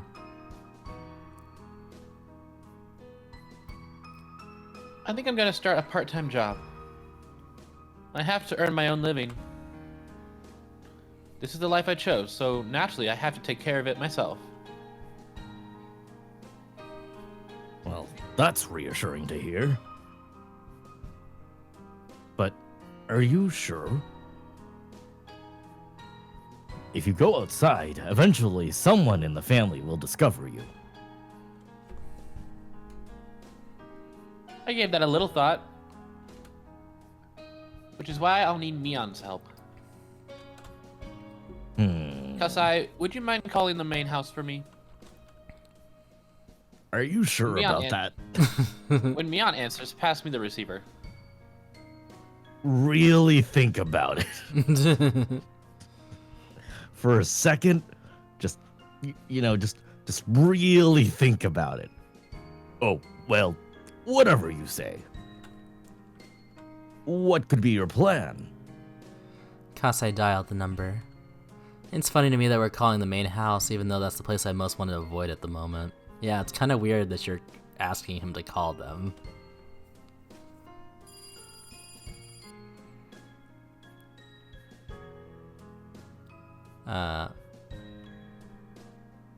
Shion. Or Kasai? Kasai. I think this is Kasai. Yeah. I wasn't sure if it was somebody on the other end. Hello. Good morning. Is this Mion-san? It's been a while. This is Kasai. Yes. Good morning. Good morning. Could you hold for a moment? I'm letting someone else on the phone. I take the handset. Hello?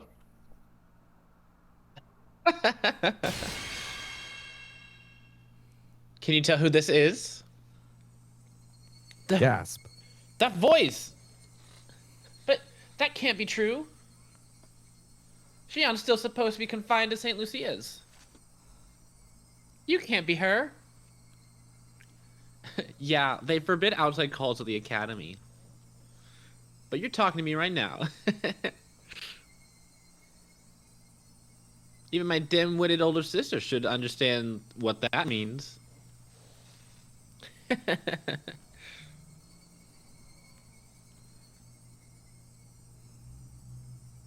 Did you sneak out of the school?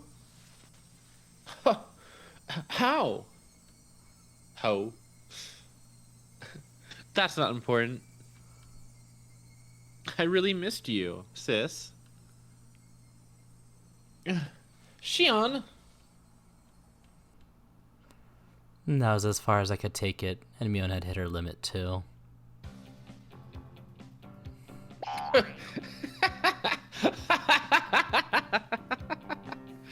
We both burst out into laughter, unable to keep our act.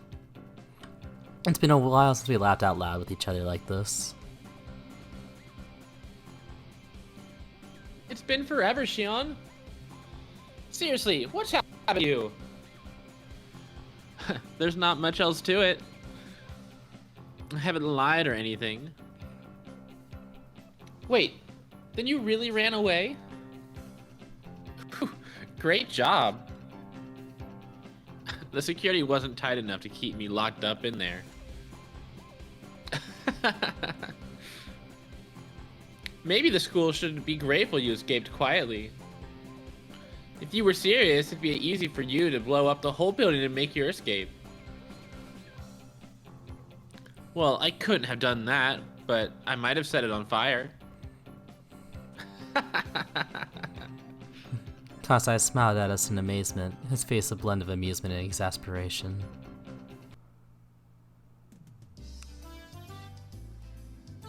Is it okay to talk to you now? It's alright. Granny is out for a lesson. She's coming home later in the evening. That's good. We should get together and talk soon. Just over the phone for today, though. Okay. Did anybody report my escape to your grandmother? Nope. We've heard nothing. I'll pass along all the calls and guests. I pass along all the calls and guests from the main family now, so no news reaches Granny without going through me. That's convenient. Even like when you're in school? I'm sure she doesn't know. Nobody's Wink. home. Call back later. Wow. That's awesome. You really sound like the next leader of the Sonozaki family. You know I don't like that. You should have taken my place. You're the one with the demon, aren't you? Well, keep giving it your all. I'll be rooting for you from the shadows. Wait, but doesn't the Sonozaki family rule from the shadows? She's even deeper in the shadows. She was born in Anyway. the darkness. Molded by it. Anyway, that's not important now. You sound so indifferent, was that the tone I was giving? Well, that's okay. Well, that's okay, I guess. If you hear anything about me, give Kasai a call, okay? I'd like to give you my number here, but I'll keep it secret for the time being. Sorry. Alright. Good thing caller ID hasn't been invented yet. If Granny hears you fled the school, there'll be all kinds of trouble. I'll be on the lookout for now. And I'll let Kasai-san know if something happens. Thanks. I also have a favor to ask. I figured you would. Oh, money's out of the question, okay? I never thought I could pester you for money. I just want to ask you for a little help with my part-time job. I see. So that's it then. What exactly do you need? We can communicate fast in a situation like this. We don't have to get Almost into like the we're the same details. person. Yeah. We're like sisters, only closer.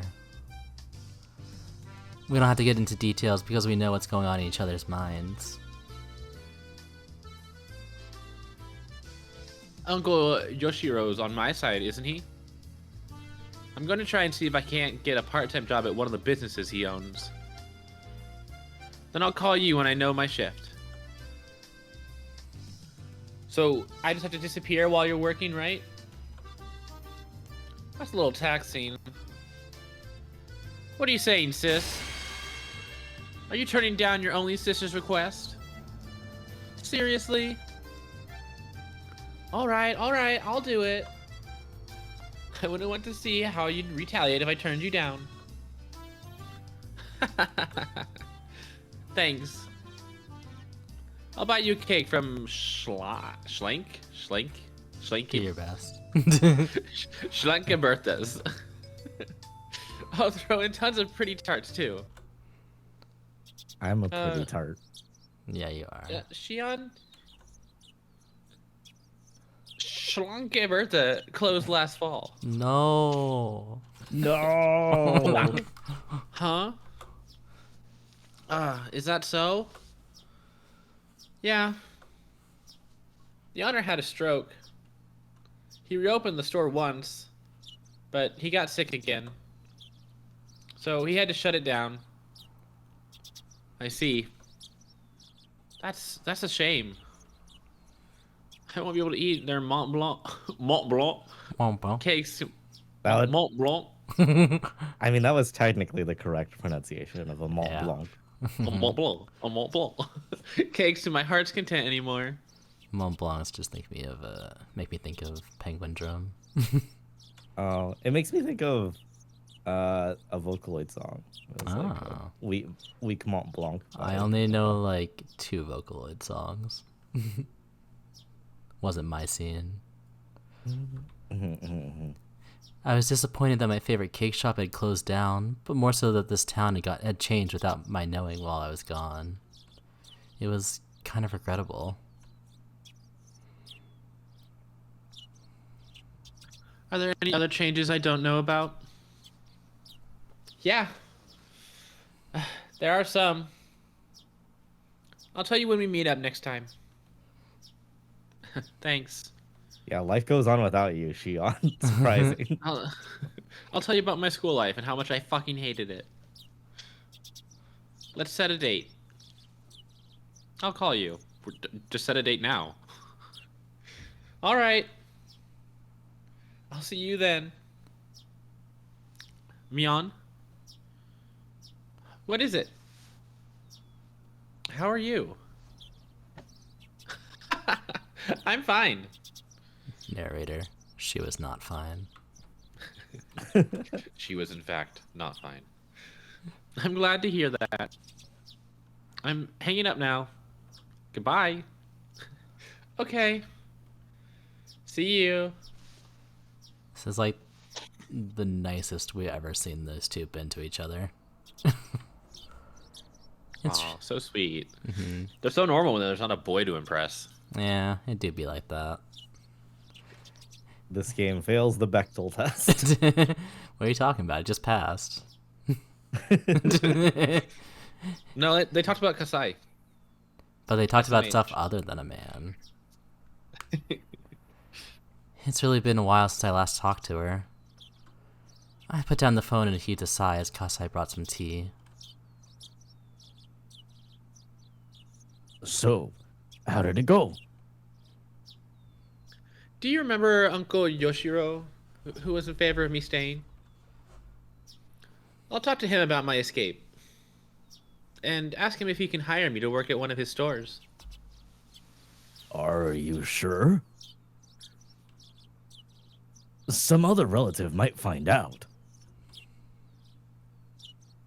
That's why I asked Sis for a favor. I'll contact her when my shift is set. And she'll disappear while I'm working. Do you get the picture? Kasai looked puzzled. It's not really that difficult to grasp. It's simple. We killed a Batman. If somebody finds me at work, I'll tell them that I'm Mion. Do you get it? I mean, are you gonna tell all of your coworkers that you're Mion, or? I mean, they don't have no way to prove that she's wrong. Normal people wouldn't buy this kind of plan. Hey, Shion, why does that one lady call you Mion whenever she's in here? Don't worry about it. But Kasai knows too how easy it is for my sis and me to trade places.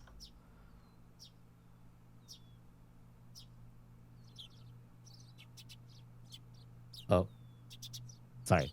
Okay. You're good. That's audacious. Or shrewd, I should say. I am impressed. I don't know. I find it kind of weird. Like, shouldn't Mion have like a bunch of responsibilities as being the next head of the family? How could she just disappear between school and that? I mean, if she is at school and no one else is, then... Well, but Shion can't work while Mion's supposed to be at school. Well, I assume she's working, like, after school. Yeah, okay. Is that a compliment, Kasai? I mean, technically, unless she's a high schooler, she should legally be in school during school hours anyway. Kasai looked amazed. If things go south, it'll affect him too. Considering the rules of my dad's profession, he won't be able to get away with just a mere apology. That's why he doesn't want me to do anything too risky. I think I had to make it up to him since he helped me escape even knowing that risk. I mean, this entire thing is set, what, a year before the games normally take place? Yep. So we know that things are going to turn out fine. Yeah. Things will be fine. Mostly. Everything is going to be daijobu. Well, things will be fine until, you know, a year later. I'm gonna say this is Uncle Yoshiro. Alright, no problem. If I find somebody talking bad about you, I'll beat them up.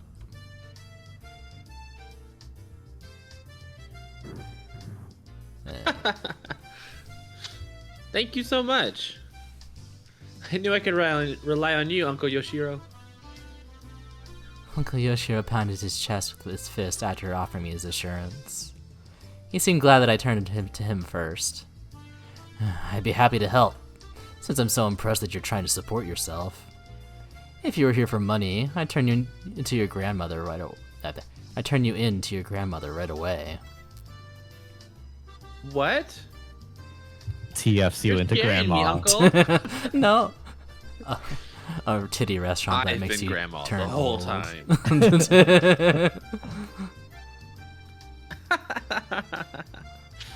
I knew he was reliable. He understood my situation straight away and promised to help. Manager, here's the shift chart. I'll put it here.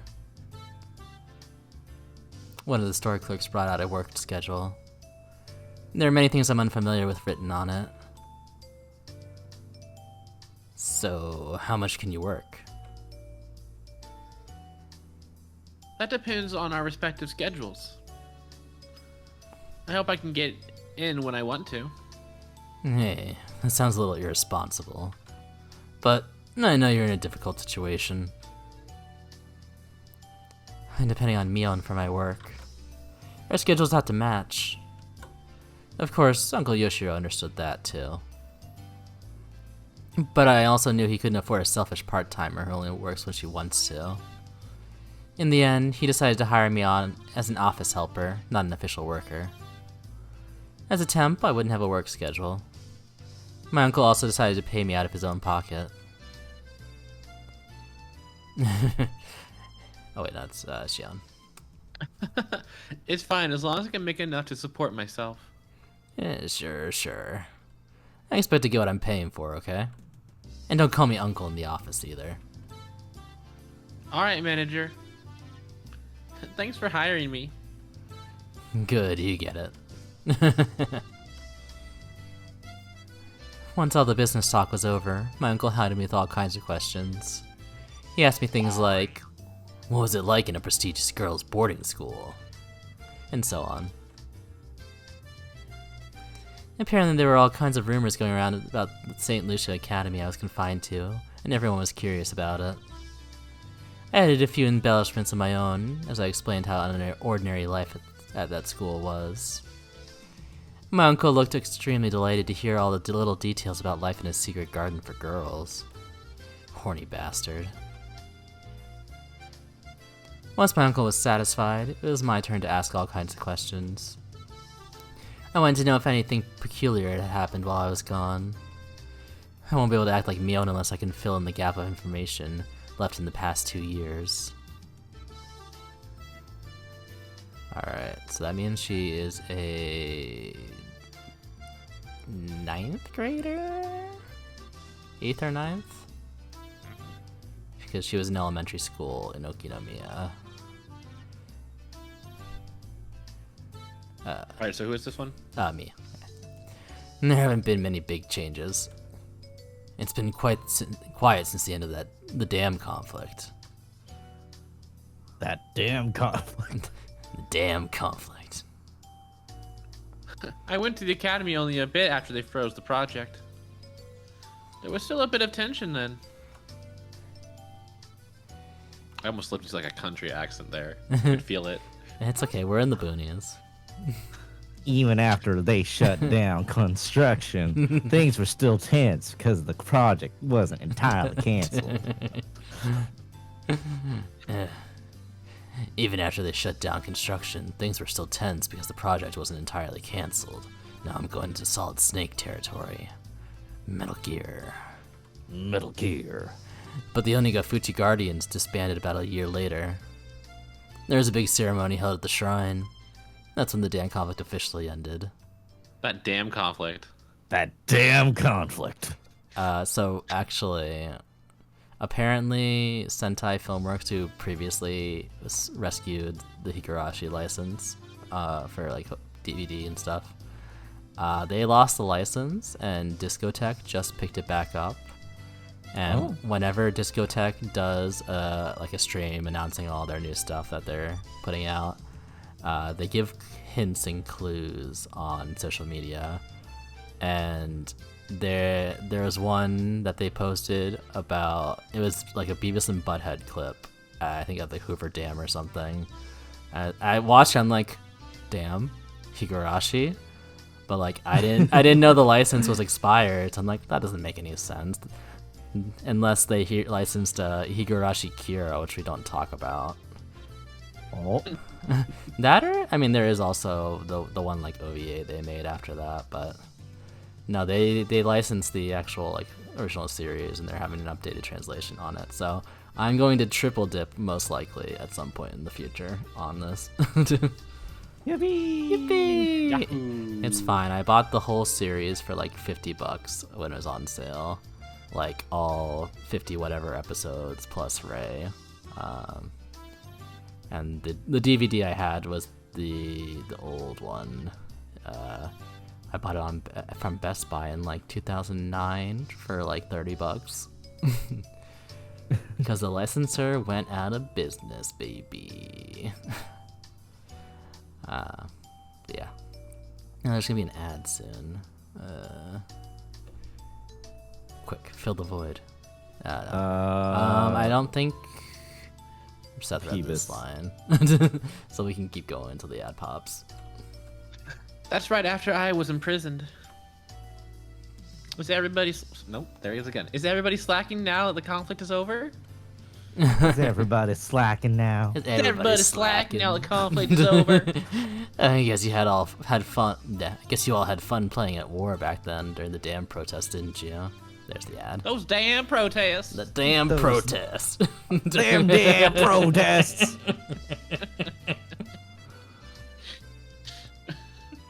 Alright. I'm gonna do something. I'll be right back. All right. We'll We'll be me here. what? I will. Anyways. I am something. Damn right I am. Jonathan, I am fucking my wife. As always, our thoughts turn to Hotel Transylvania. You two are so weird. Listen, we're both Tumblr brained. Oh, stretchy. Well, that's a good back crack, actually. Damn. Ooh, and the wrists. Yep, and the knuckles.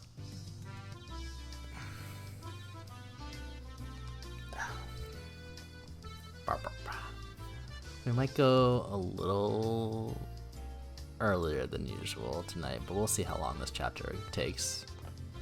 Sounds good. Yeah, I know Dippy is doing a collab right now, and they started like right at the same time as us. So there's a potential raid target if they're still going. But also this has been going pretty fast, so I might be able to get through 3 chapters. Yeah. All right. We're so back. I guess you all had fun playing at war back then during the dam protest, didn't you? Try to imagine how much suffering the adults went through every time they had to come pick up their kids from the police station.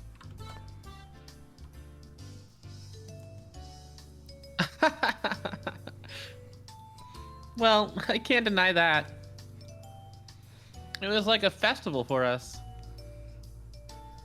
Uncle Yoshiro seemed exasperated at how differently kids and adults treated the conflict.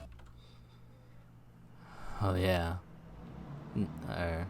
Hold on. Let's keep reading. I assume this is him, but no, actually it might be Shion, since she's asking about it. Oh yeah, there was that dismemberment murder, wasn't there? The one where that fucking. Would she say this? I mean, if she would. I've been telling her to cuss this entire time, but yeah, I now think she's Shion actually can say doing it. fuck. Mion wouldn't. The one where that fucking jerk of a construction manager got split into pieces. They still haven't caught that culprit behind. They still haven't caught the culprit behind that, have they? Did they finally catch him? Also, she was saying This- shit a lot in the narration earlier, so. Oh right. I come to think of it. I I like don't how think they he caught doesn't him yet, stop no. her. Like he's like, yeah, you can cuss and you can talk Yeah. about dismemberment in my restaurant. I mean, like, assuming that it's not open right now, there isn't, like, actual cursing in Japanese. There's just, like, rude and polite language, so since they're related, they can talk pretty casually. Okay.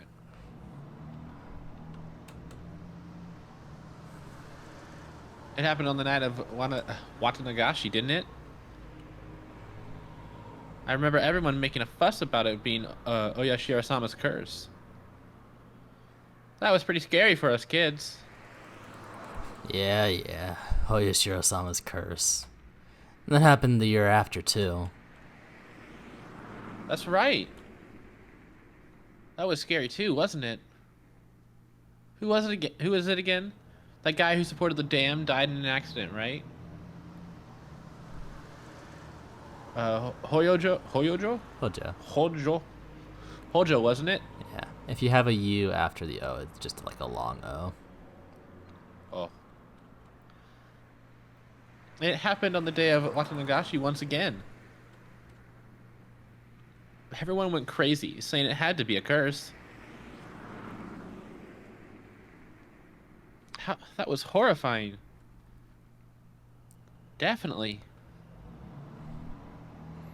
The construction manager that everyone hated was killed and dismembered on the night of the Watanagashi festival. That incident on its own was more than intense enough for us kids. Worst part of his body was never found, which made it almost a ghost story amongst us. Wow, the game is just summarizing everything I just summarized. Why did I even do it? I wasted like half an hour on that. Wait, which part of the body was never found? I think it was an arm, but like they chopped it up, all the limbs and the head and the torso were separated. We seriously believe that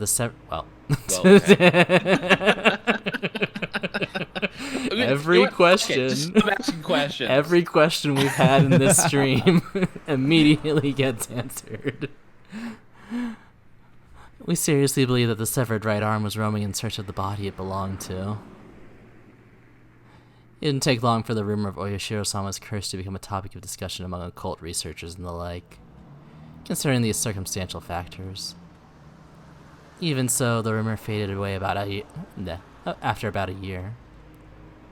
After the dam project was officially frozen, we held Watanagashi purely as a festival. But the curse struck again. The victim was a pro-dam activist who lived in Hinamizawa by the name of Hojo. He and his wife were on a trip when they fell from a cliff to their deaths. It was considered an accident. Technically, police were still searching for the wife's body. If I remember right, they never did find it, did they? Once again, the man most worthy of Oyashiro-sama's curse fell victim on the night of the Watanagashi festival. So the fuss over Oyashiro-sama's curse rose up again. Until then, Oyashiro-sama wasn't considered very important. At least, in the world of us kids, it was just the name of the object of worship in the shrine. Nothing more than that. I'd seen boys peeing on the archway, and once I stuck my hand in the offertory box. The existence of a god didn't matter much to us. But after 2 consecutive occurrences, the kids no longer doubted the existence of a curse. We were all shaking in fear of Oyashiro-sama. Everybody suddenly became interested in the old stories about him, too. We quietly listened to the musty old stories the elders had to tell us. And we started genuinely believing in the tales of Oyashiro-sama's miracles, which any of us would have laughed away before. Oyashiro just really likes small kids, you know? Mm-hmm. Yeah. He's all about cursing entire communities and killing adults, but when it comes to small children, he's like, oh, they're my favorite. Yeah, I mean, nothing love bad's them. ever I'm not happened to gonna hurt children here. You're Oyashiro-sama's safe rules. for now. Oyashiro-sama's rules were awfully simple and clear. They were simple and clean. Enemies treading into Hinamizawa will be cursed. Villagers leaving the village will be cursed. What to find the village was terribly vague. Were we never allowed to leave Hinamizawa village? Was going to Okinomiya still safe? Was a single step enough to be out?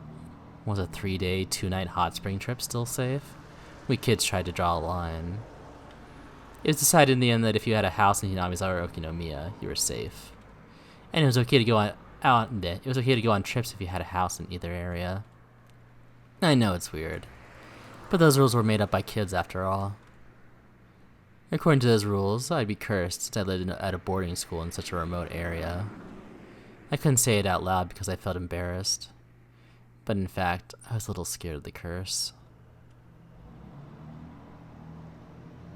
Is this me? That was a lot of narration. I think it's you. I think so. That's right. Saying it had to be cursed.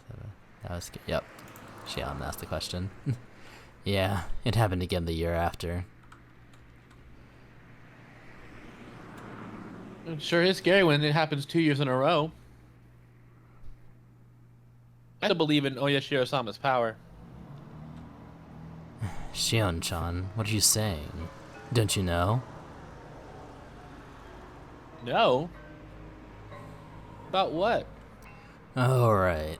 You went to that school before it happened. That's why you don't know. Uncle Yoshio grimaced as if he said too much. As though he'd mentioned something I shouldn't know about. What is it? You can't leave me hanging like that. Well, I think you're mature enough now.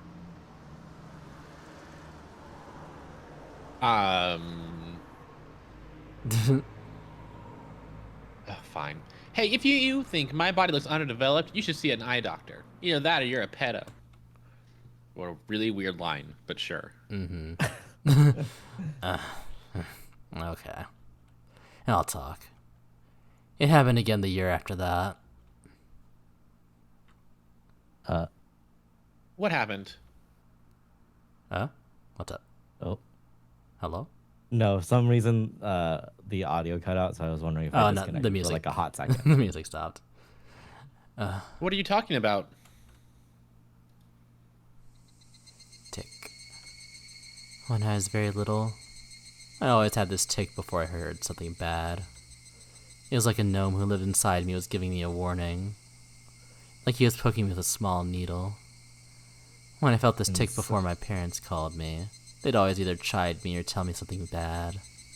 Inside you is one gnome. He just keeps poking you. That's called anxiety, Shion.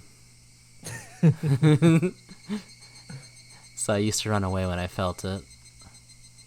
But my senses seem to have grown dull over the years. Even though my gnome poked at me, I just sat there. I wonder what the actual thing they're saying in Japanese is, because gnome is a very weird picture. Mm-hmm. But I don't know like a Japanese equivalent it could possibly be. It happened. Again the year after the death of the Hojos. Last year, in other words. Did it happen on the day of Watanagashi? Again? 3 years in a row? That's right. You know there's a shrine in Hinamizawa? The Furude Shrine? The priest suddenly died on the night of the festival. They said that the cause of death was an unknown illness, and the same night, his wife threw herself into the swamp. There was a big uproar. The mayor even had to hold an emergency meeting. Bum bum bum. But nothing bad's gonna happen this year, right? Surely. Are we playing through the entire year? Maybe. Ugh. That or we might just have its time skip after the I bad would like a part. time skip. I mean, I'm hoping there'd be answers here, but I find it weird that there'd be answers before the main game.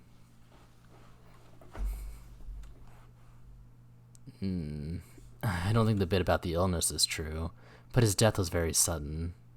The priest was busy preparing for the festival and he'd gotten sick around that time. So I guess he died of a heart attack or something. But it's just crazy that somebody died on the day of Watanagashi again. It's the third time in a row. It's unbelievable that so many people have died on the exact same day. The coroner didn't find anything unusual about the cause of death, so nobody suspected that anything was wrong. But you're right that the whole situation is abnormal. Only the people who were likely to be cursed died on the day of the festival. There must be something behind this. Whether it's a conspiracy or a curse, there has to be. I decided to meet up with Mion at the library near the Okinomiya train station. It's not that I don't trust Mion, but I don't want to let her know where I live. Oh boy. Not many people use this library, so I won't see anyone from Hinamizawa here. It's very convenient for meeting someone in secret. After we discussed my life plan and work schedule, we moved to small talk. I've been away from this town for years. Things have changed. I asked Mion about those changes in detail in order to fill in the gaps. While talking about various things, I brought up what Uncle Yoshiro had told me. About Oyoshiro-sama's curse. Even before I left town, the curse had already struck twice. This memorment murder on the first year left quite an impact. And the year after, the pro-dam activist couple fell off the cliff on the day the villagers were enjoying their first Watanagashi festival since the dam project was indefinitely frozen. This one also left quite the impact. The evil construction site manager was punished, and the next year, the traitors of the village met the same fate. If it had happened only once, people would have concluded that it was just a bizarre coincidence.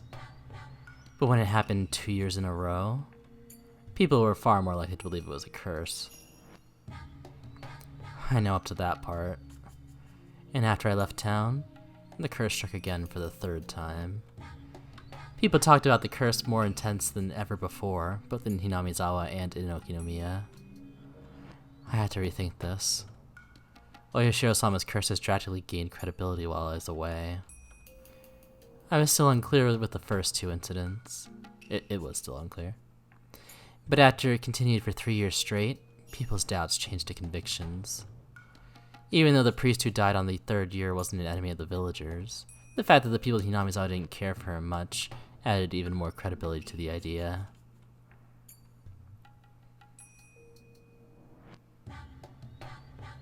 Wasn't the priest hated by a few? Especially by the committee members. Oh, fuck. Yeah. They criticized him for being a fence sitter. Toward the end of the dam conflict, the protesters were all taking aggressive stances. They didn't like how soft he was being. The priest had looked strict and scary. The way he spoke was always so formal. But in reality, he was very warm and reserved. Maybe it was because he was the son-in-law, having married into his family. I'm sure the priest and his personality were the perfect fit for managing the shrine that was used for summer festivals and village meetings. But that gathering spot-style atmosphere of the shrine changed completely when the Dam War broke out and became the headquarters for the Onigafuchi Guardians. Prior to the dam protests, hardly anyone worshipped Orishiro-sama. Of course, the devout elders paid worship to him, but the average person treated our god like how you'd treat a fortune-telling. Once the dam protests began, Oyashiro-sama was suddenly hauled out as the symbol of the village's resistance. Tracing the Oyashiro-sama faith back to its roots, it was an exclusive elitist faith that believed its members were descended from a holy ancestor, different from the masses at the foot of the mountain, and that those tainted masses should never come near the village. Of course, such self-centered ideology wasn't acceptable anymore in peaceful post-war Japan. So this doctrine was abandoned over time. Still, that idea remained, and they trudged it back up to fan the flames of nationalism and unite the town against the dam project. With the revival of those ideas, things only grew more radical by the day. And it didn't take very long for the Onigafuchi Guardians to become aggressive. After that, we were in a state of war. 100 million burning as one, kill the white savages, want naught but victory. Adults and kids were both gnawing at the bit, avid to repel the foreign invaders. Describing it like that makes it sound kind of awful, like a reminder of the dark times of wartime Japan. But like I said before, for us kids it felt less like a war and more like a village-wide festival. Yet, despite calling it a festival, the dissenters were treated coldly. Their heartlessness lived up to the expression wartime regime. The Hojo couple who voiced their acceptance of the dam project in the midst of that atmosphere were truly brave. Then on the 2nd year of the curse, they died in an accident, and everyone believed it was Oyashiro-sama's curse without question. So they were branded traitors and enemies of the village. The Hojo couple faced worse than just being ostracized as traitors. Everyone gave them the cold shoulder and talked behind their backs. The only person who didn't treat them badly was the priest. While the priest never objected to the anti-dam movement, he also never objected to the Hojo couple's advocacy for accepting the government's eviction and restitution to rebuild new lives. Those unforgivable Hojos became a slogan, as the 3 families, especially the Sonozakis, united the village by turning them into scapegoats. So they must have found it very shameful to have a fellow member of the 3 families approve of that, especially when it was the priest of the shrine that had become a symbol for the dam protests. As central figures in Hinamizawa, the 3 families were the backbones of the Onigafuchi Guardians, so a difference of opinion was undesirable. And the priest was never accused of anything. But secretly, people whispered that he was a heretic, that he was unfit to serve as Oyashiro-sama's priest, that Oyashiro-sama's curse would soon strike him down, along with other rumors.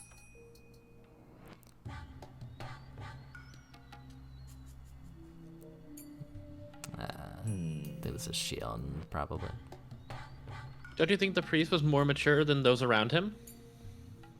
He was pretty cool, managing to keep his head and remain neutral while everyone around him grew fervent. I thought Mion would share my opinion when I chimed back. Oh. So when Mion gave me a forced smile and didn't agree with me, I was taken by surprise.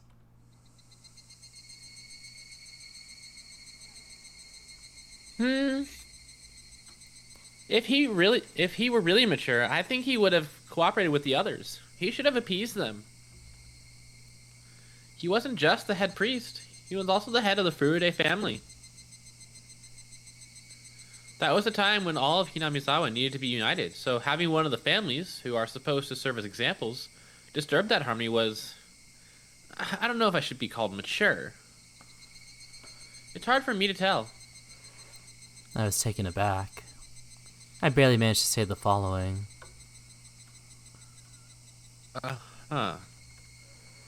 Even though we're identical twins, we still had our own unique identities. Every now and then our opinions differed, but usually only over some trivial matter. We've never had a difference of opinion this big. It was an enjoyable feeling. I decided to probe her some more. I don't really like that word you used. Appease. What are you trying to say? Are you saying the priest should have thought of the village as a whole and kept his opinions a secret? Meaning people shouldn't assert themselves before the whole? I'm not going that far.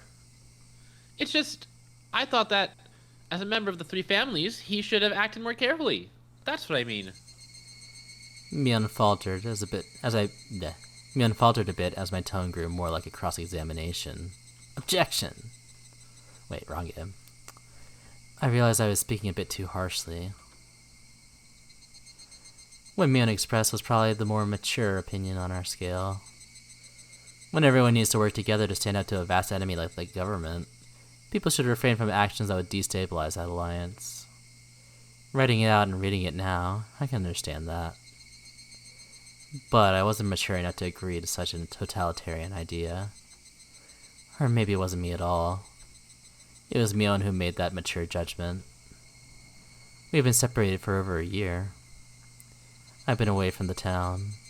In the meantime, Mion has been training to take over the headship of the Sonozaki family. Is headship a word? She'd been treated as such even before I was confined to that institution. She sat next to the hag in ceremonies and in meetings. She took her place when the hag was absent. But that was just it. We were never that different. Mion has become very like a successor since I've been gone. Huh. You sound like a grown-up now. She seemed to get what I was implying. Am I thinking like Granny now? That's good. You're the successor. You shouldn't think like the rest. You definitely learned the art of ruling. I never learned anything like that. I'm just trying to act like her. You can do it easily too. I don't want to. It's your role. Well, don't try too hard or you'll tire yourself out. I didn't mean to be cold, but Mion seemed to take it that way. She smiled as if trying to pacify me. I smiled gently back at her.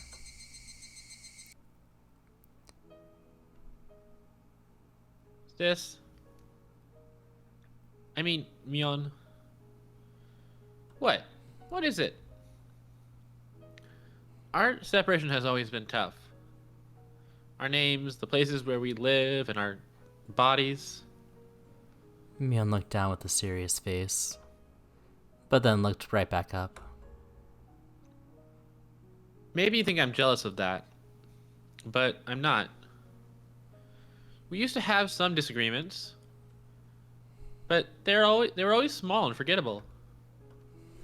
You don't have to feel sorry for anything.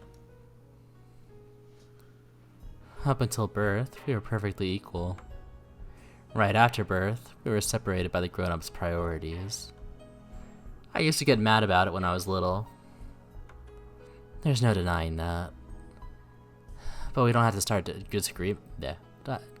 disagreement over it. Mion seems to understand what I'm trying to say. We each have our own characteristics, even though we're identical twins. Only we know the differences. We're also dependent on each other because of them. Mion seems more dependent. She always worries about me. If somebody gave her a cookie, she'd divide it in two and give one half to me. If somebody gave her candy, she'd wait until I said it was okay to eat it. On the contrary, I'm cold. I don't care about others if I'm satisfied. I'd put the candy in my mouth right away. I have to emphasize that I don't hate her, and I'm well aware that she loves me. We both know that. Mio must have been hesitating to put the candy of the successor in her mouth, and was waiting to see if I was okay with that.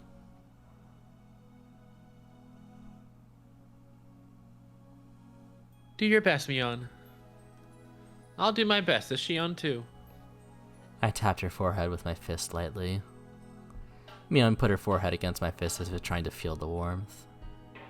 She's Mion, and I'm Shion.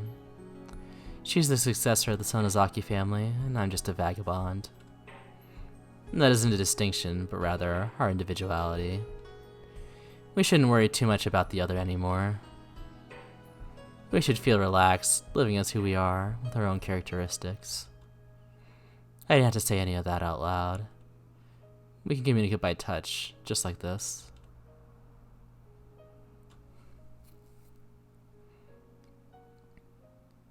Okay. Thanks. Shion. No worries, Mion. Let's talk to each other whenever we want to. Like we've always been. That'll never change, okay? Okay. Okay. Mion kept nodding, with her forehead against my fist.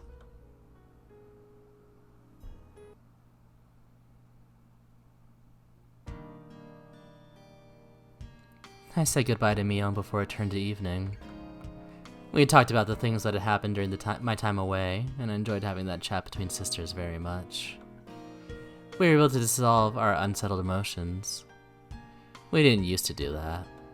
Maybe it's because we hadn't seen each other for over a year. Oops, that's your line. It was late afternoon. My heart felt lighter now. I stretched and looked up at the sky. The sky was clear, blue, and far away. No matter how tall I grow, I'll never be able to touch that sky. Imagine how I's touched the sky.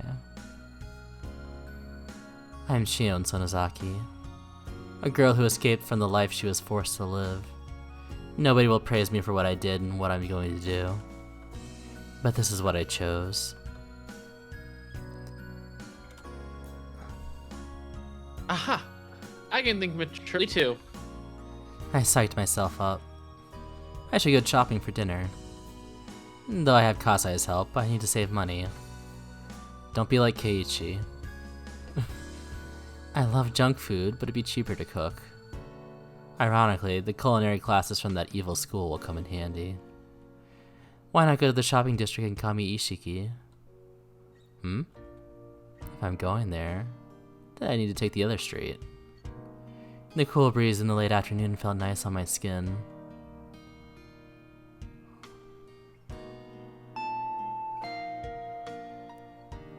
Kasai came to the door while I was putting stuff I bought in my fridge.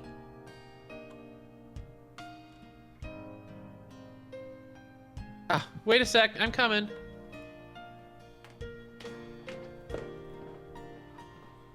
Ah, did you go grocery shopping? You must be tired.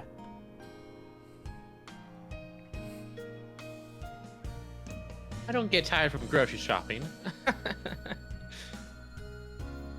Oh, do you want dinner? I bought enough for you too. Oh, Adge. Adge. Sugi says hi. Sugi? Sugi's at game night right now, so they're missing. Hi, Sugi. Damn. Stop They're scrolling. missing stream. I say as though fucker. I'm not also just. I miss Sugi has not Sugi. messaged me. I'm gonna go What? piss Wait, sorry, girl, what'd you say, so I'll Ham? be back. I say as though Sugi hasn't messaged me.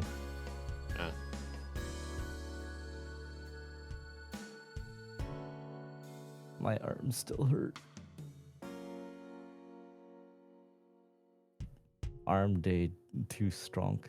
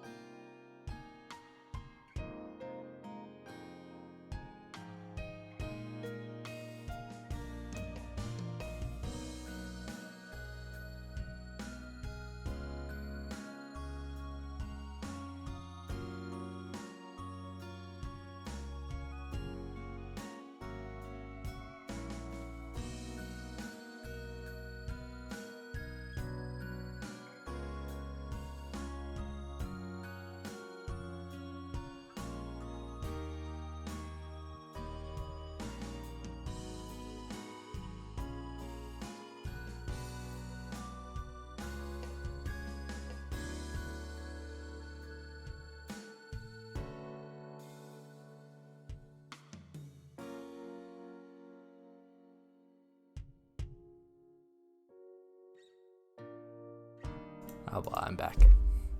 Welcome back. Tired from grocery. Yes, okay. Who gets tired from grocery shopping? It can Old be a people. lot. Or, it depends if you're walking. It could be... Carrying stuff is exhausting, okay? But yes, I think it's your line. Radio. I accidentally scrolled past it. Okay. Is that all right? Well, if you say so, I'd be happy to. Kasai looked curious about what I'd cook. Huh. You don't look like you believe in my cooking skills. Well, you've been kind of spirited away to a girl's, an all-girls school, so I don't know if you've actually been, taking care of yourself. Don't worry. You'll pay for that later. Don't worry, I played Cooking Mama. I know what I'm doing. Are you putting these in the refrigerator? I'll do it. Oh, thanks.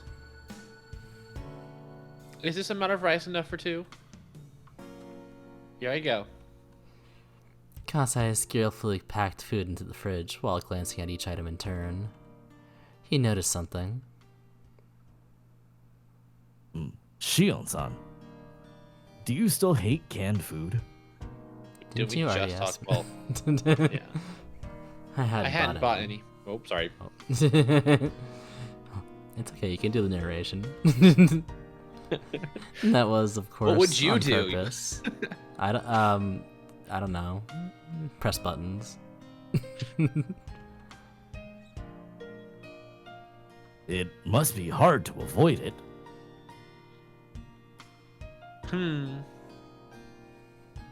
I know it's illogical. Maybe I could eat it if somebody forced me to.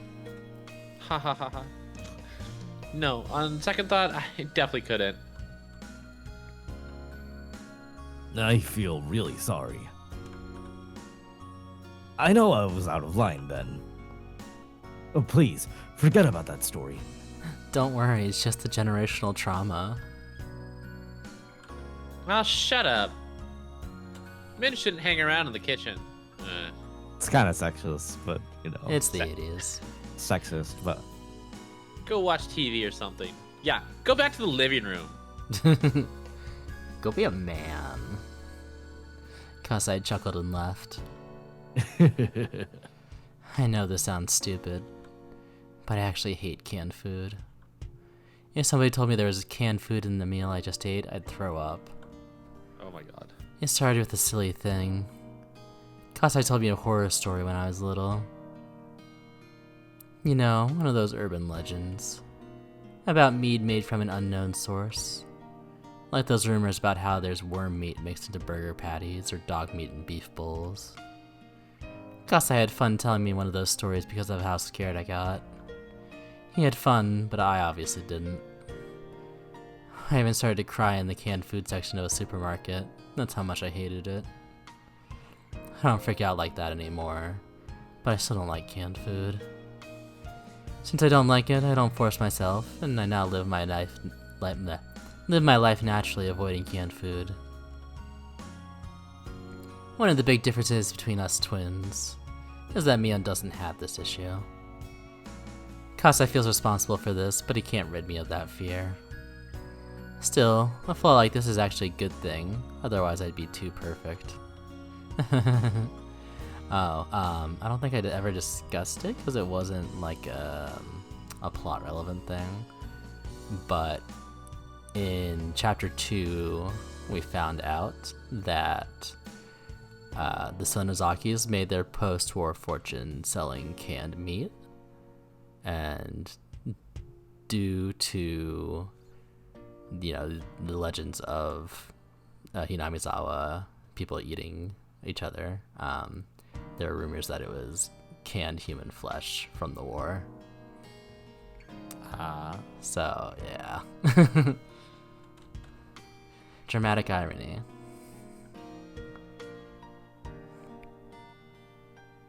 Kasai, set the table, would you? You told me to go into the living room. It smells good. Thank you for doing this. If this isn't enough food, you can go to a beef bowl place later or something. And don't turn off the TV. I hate having dinner in silence. Mood. Gotta see, that hasn't changed in the past 40 years. Mm-hmm. Itadakimasu. Rub-a-dub-dub, thanks for the grub. Thank you, Let's Jesus. eat. Let's eat. Thank you, Jesus, for this meal. Well, she did go to a Catholic Bless school. us, O Lord, for these thy gifts we are about to receive from thy bounty through Christ our Lord. Amen. Amen. Wow, what a good Christian boy. I said it almost every day for 8 years of my life. So Depressing. yeah. Look So what at you is it, now. Kasai? Now I suck cock and take it up the hole. For Jesus. Yippee! That's what he wants. No, not for Jesus. I think that's the worst part, is that I'm not doing this for God. You can be gay for God, but I'm not gay for God. I'm gay for me.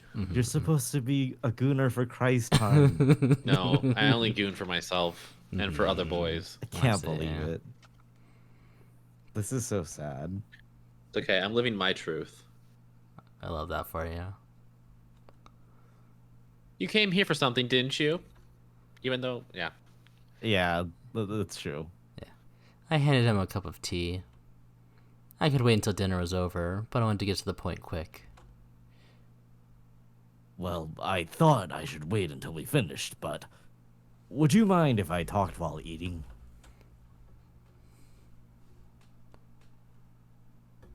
It's been bugging me since you got here. It'd be much easier for me to eat if you started talking now. Well, we received a phone call from the school today. Today? That's late. Sounds like they didn't want to make it public.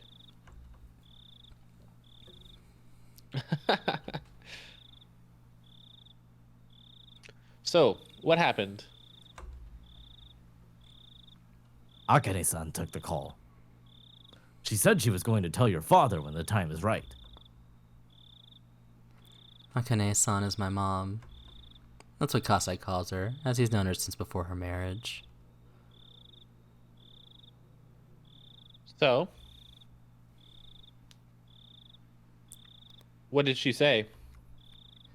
I was lucky she answered the phone, since she's relatively on my side.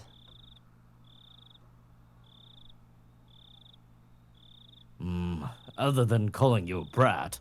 Brat. Oh.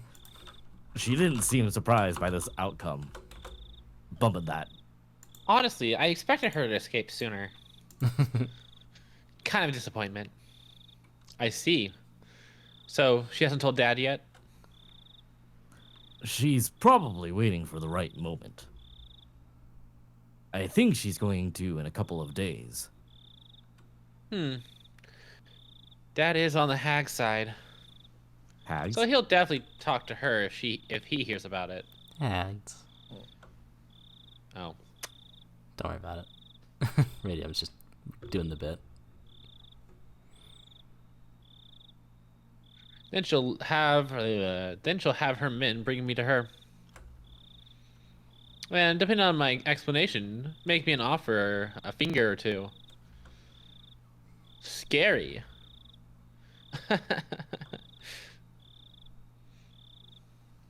I wish you could laugh it off. But please, remember, you're not the only one who... Ouch. You're eating too fast. I cooked too much rice and miso soup, so you'll have to have another round. At least 3 helpings, all right? Leftovers? Nah. We eat everything we cook. True. A few days later, Mion told me that the hag had heard about my escape. Sweet escape, sweet escape. So, how did she take it? She was furious. She said that if you were in Okinomiya, she'd get you right away. Well, good thing I'm not. Scary. And? Is Dad doing anything? They'll hold a family council soon to see if any of the family members are hiding you. Doesn't look like she'll have the greenhorns search for you all over town, though. Holding a family council means that things will remain in the hag's hands alone.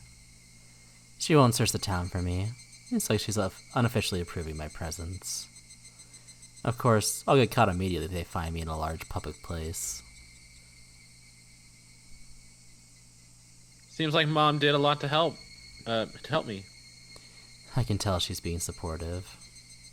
It's a long story, but my mom is sort of an outlaw, even though she's of the Sonozaki bloodline. A long time She's ago... kind of an ally.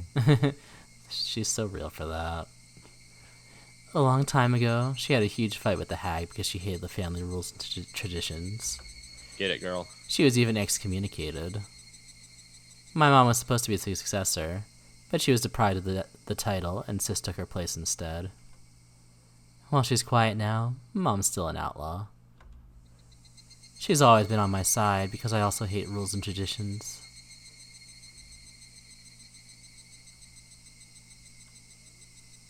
Dad was flaring up at first.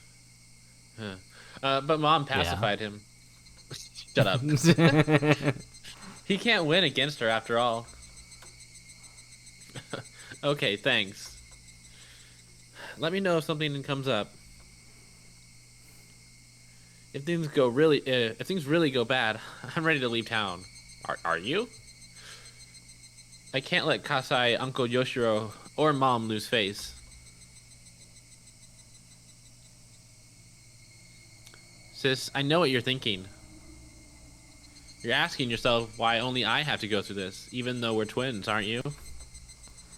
Mion was silent. That meant yes. It isn't fair that only you have to live like this. Absolutely not. Thanks. I appreciate your feelings. Tell me when you want to go out. I'll arrange my plans so I can trade places with you. She sounded apologetic. I shouldn't go quiet or agree with her. She sticks to things a little too much. When she goes down, she'll stay there for a while. So I just told her simply. Thanks.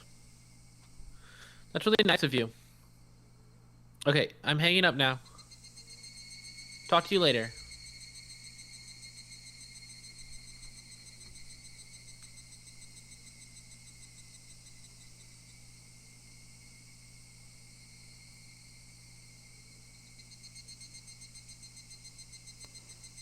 received a new tip. A smudged diary. Oh yeah, another diary entry.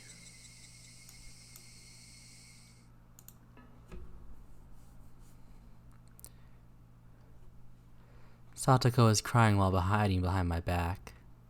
She's been crying while clinging onto me, so my back was wet with her tears and snot. My aunt had been had been screaming hysterically, but she looked tired now. I suddenly realized that it was already past 1 in the morning. She vomited out a series of screams one last time, then finally called it quits. Satoko seemed exhausted. She was looking down in a state of shock. Even after my aunt walked away, she didn't realize she had been freed.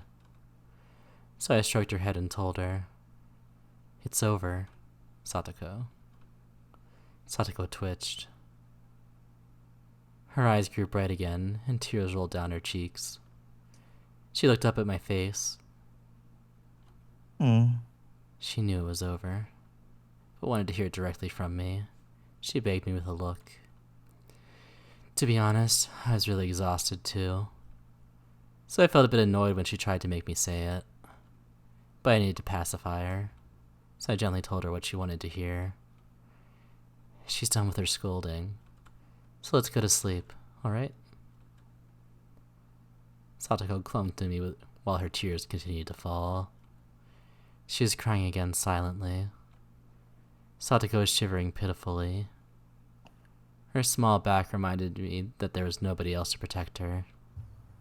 Here, go brush your teeth and make your bed, and go to sleep. Satoko smiled faintly and nodded. I felt dizzy. As I was released from the strain, a harsh drowsiness fell upon me. While Satoko was washing her face, I went to the toilet.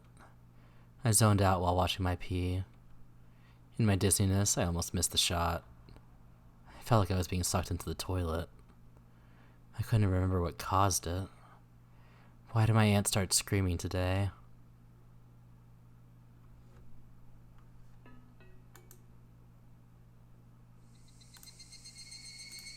Shave. I think we can fit in one more. We've been going pretty quick.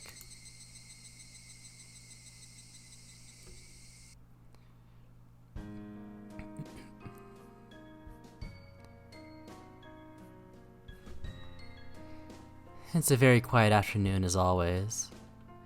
Since I can't go outside as myself, I have to match schedules with the meal when I go shopping. I've gotten used to it by now, so it's no longer a hassle. Because of this, I naturally have to buy things in bulk. Today, I shuttled between shops in my home.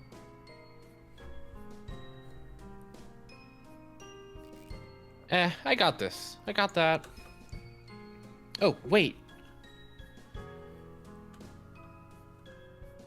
Isn't it a 100 yen sale today? Isn't it a 100 yen sale day today? I forgot this. Being in a good mood, I spun around with my arms spread out. I felt like a little whirlwind. My arm hit a motorcycle parked on the sidewalk. It obviously wasn't where it was supposed to be. And it knocked down another motorcycle, which knocked down another motorcycle. Oops. Ow! Who parked this motorcycle here? I gave it a kick with no hesitation. Oh my god. Oh my god, no. There were 3 motorcycles lined up there in a row.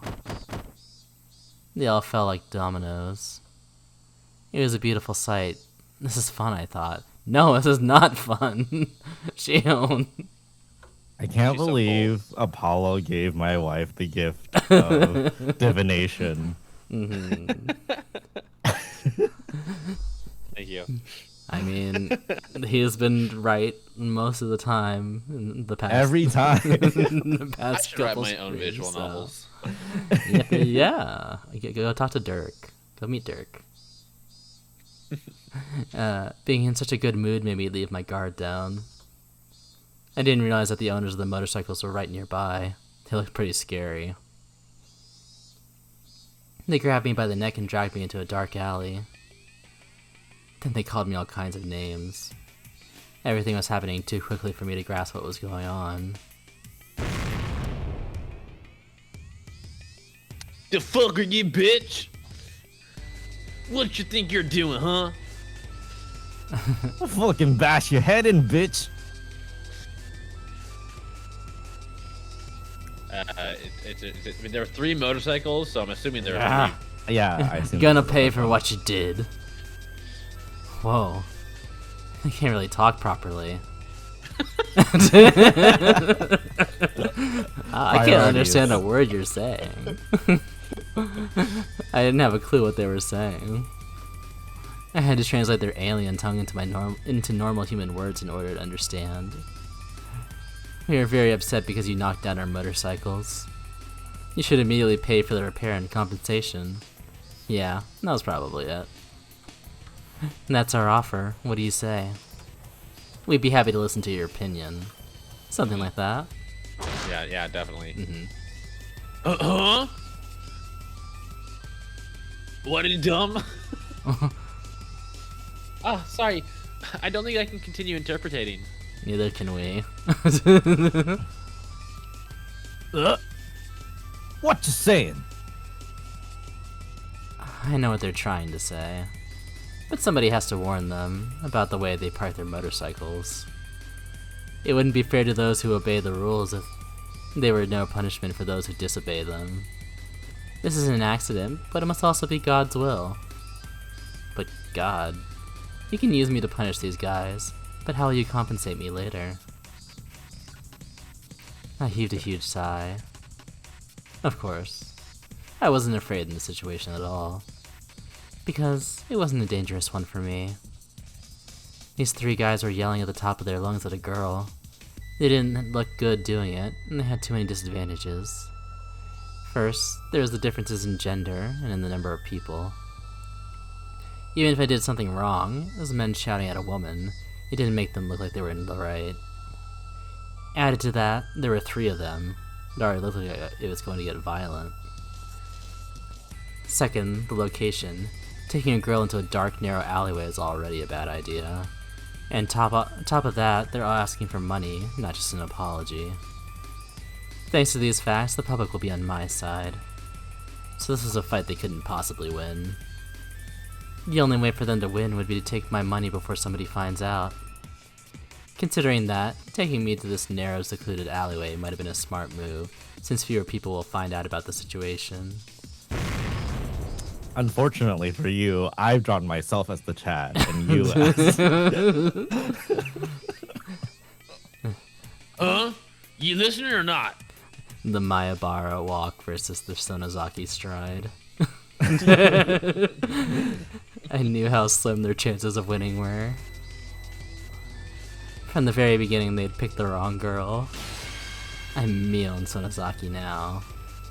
It'd be foolish to mug her in Okinomiya. Soon enough, the people of Hinamizawa would notice me and gather around. They don't spare mercy for their enemies, no matter what. The punks didn't know this area well. If they did, they'd have known how silly it was to rob Mion. Plus, the alleyway wasn't always as empty as they assumed. This side street is a shortcut which local people frequently use on their way home. In the late afternoon, many people will be passing through here. That time had almost arrived. If I held off a little longer, the street would soon be filled with people. Then the punks would have to go away. I didn't have to do anything. I just had to wait in order to win. This was a simple fight like that. While they could hurl abusive language at me, or lift me up by my collar, they weren't actually going to resort to violence. Cheers to the educational system for ingraining the ladies first mindset. But, as a wicked person, I wanted to toy with them a bit, even though I could win this by waiting. I wanted to paint them as even more villainous, and drive them into a corner that would be even harder to talk their way out of. And the demonic desire was rearing its horns. To put it plainly, I only needed to act as the poor, helpless victim a little further. Like the pathetic, pitiful, tragic heroine everyone wants to sympathize with. In a case like this, I shouldn't start crying immediately, because then they get nervous and draw back. If it were a truly threatening situation, that would work, but I needed something different here. I I pretended think to be she's just strong. standing there, like in real time, thinking all of these thoughts. Have you ever seen the clip of Death Note, but they took out all the thinking? Yes. So they're just sitting there in silence.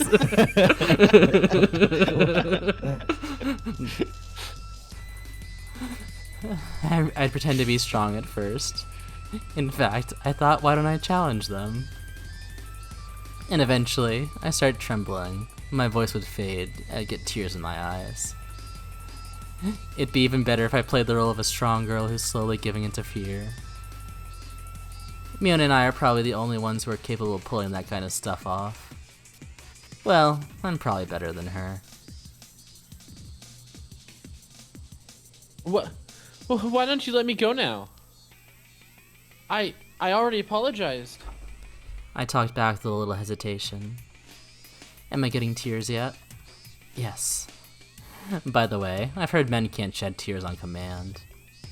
I feel sorry for them. The three punks faltered a bit due to my sudden change in attitude, but they soon started yelling at me again. I had to keep it going. That way they'd blatantly look like they were picking on a helpless girl. Please, forgive me. Hey. Oh. What you doing? What with this girl, huh? I don't. Oh.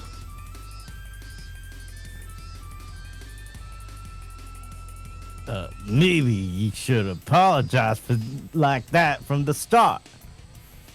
It looked like they were laying off a bit. Did I overdo it a little? It'd be boring if they let me go now. At that moment. Cut it out! Don't you see her crying? Stop it! A boy around my age appeared. He was skinny. He looked weak. I thought you're past already. We'll see. He looked younger than he probably was. He also looked smart. He bravely glared at the punks. What the hell? Who the fuck are you?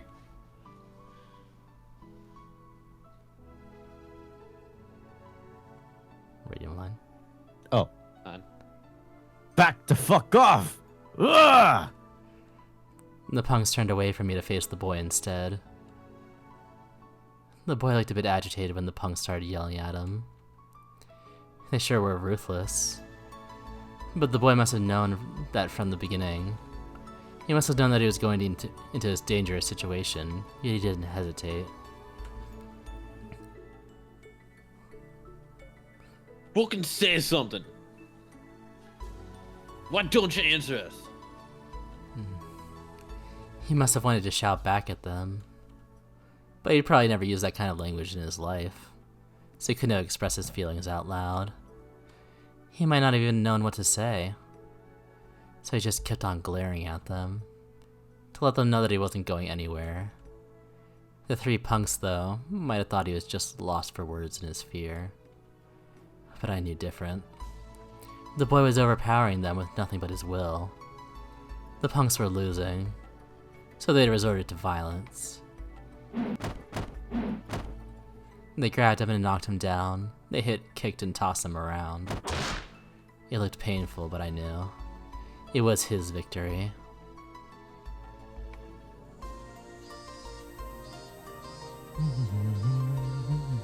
In the end, local passersby stopped the punks. They made no further fuss and just went away. Oh, Adge. I like that the music swelled the moment the scene changed. I know. Perfect reading speed, baby.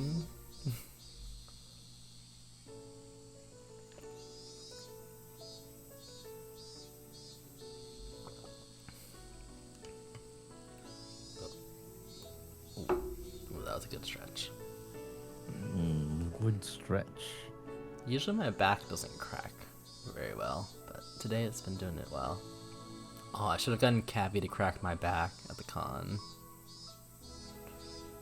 You did it at a foie, and it felt really good.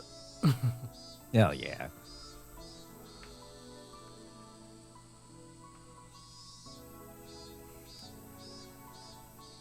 I think it was Garflin at FC that gave me a good Ooh. like hug, and then that helped my back. Heck yeah. Old people gotta help each other out, right? True. We're all Gosh. decrepit. I love you, the song. Oh, I mean, you love too. you, the song too. Yeah. No, this one is actually thanks, but Yeah. Yeah. You know what I mean. It's just like the that. motif, yeah. The motif makes me think about it. So it's just like, Yeah. hell yeah. Yeah, it's nice to get some familiar music now, not just stock music.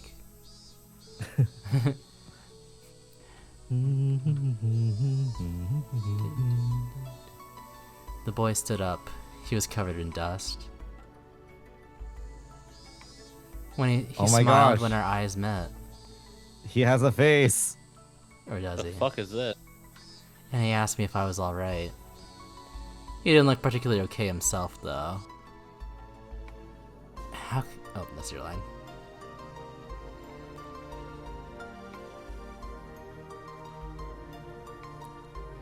Said Shion. that line. Oh, it's me. Sorry. Yeah, yeah. How could you step into a fight when you obviously couldn't win? Pick your opponents better next time. I hesitated at first. He laughed, saying that he was watching from the beginning. That meant he had the option to walk away, but instead he worked up the courage and stepped in. That was reckless, not brave. It's a weird way to say thanks. You're being a little harsh, Mion. You should at least say thank you. I saw is you this Satoshi? crying. Maybe. No, I wasn't crying. That was just an act. Okay, okay. Hey! You don't believe me, do you? Do you really think I'd cry? No. Nobody believed Mion Sonozaki would cry when punks bullied her.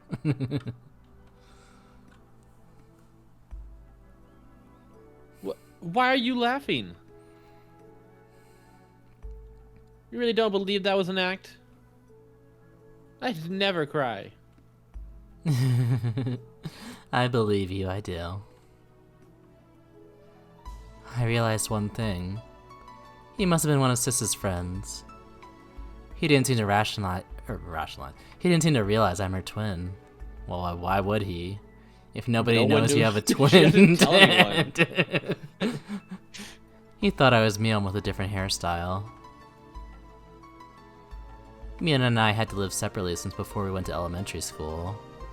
Mion was in Hinamizawa, and I was in Okinomiya. I lived in a totally different environment from her.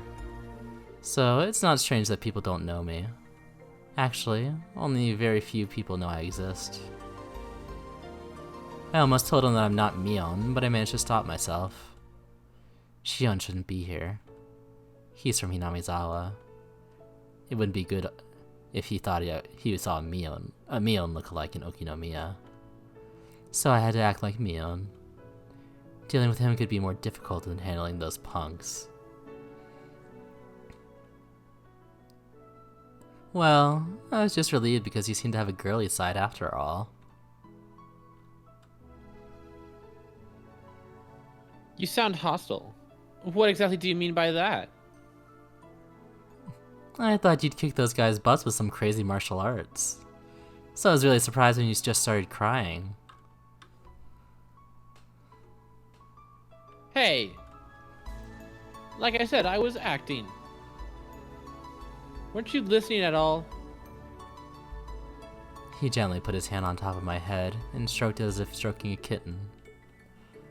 I could remember somebody doing that to me when I was little, but it had been quite a while since somebody stroked my head. I didn't know what to do. Why did it make me so embarrassed?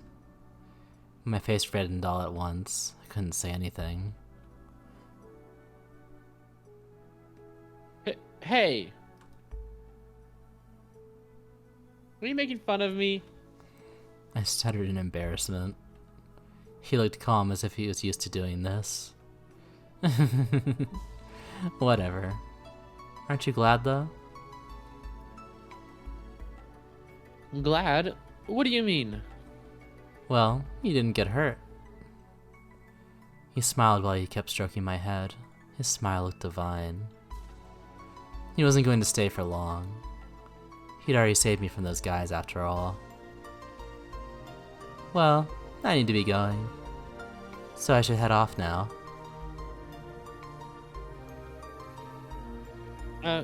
Okay.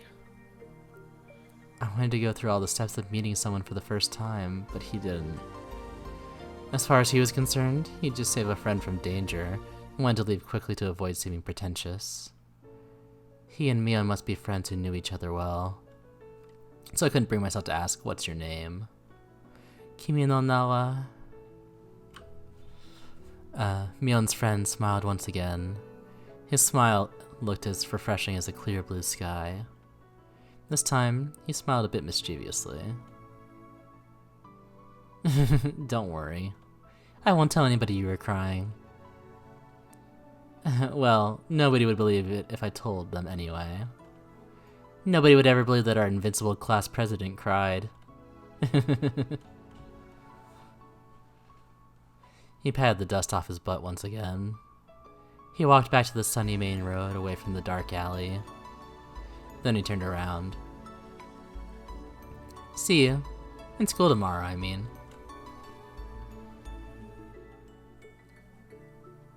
Yeah. See you in school. He disappeared into the brightly lit street. I continued to sit in the gloomy alleyway. I could no longer see him. I was just staring absentmindedly at the bright light. That was the first time I met Satoshi-kun. I'm not even allowed to walk freely under the sun. I met a boy on a sunny day. How come a perverse girl like me fell in love with his innocence?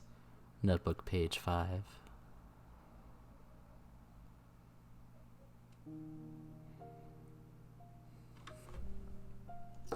That must be Satoshi. He looks like what you described. He has a habit of stroking people's heads. Uh-huh. His name is Satoshi-kun, eh? The boy from earlier is called Satoshi Hojo-kun.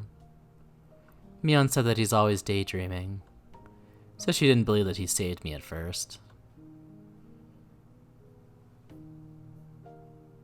His little sister is always kicking his butt.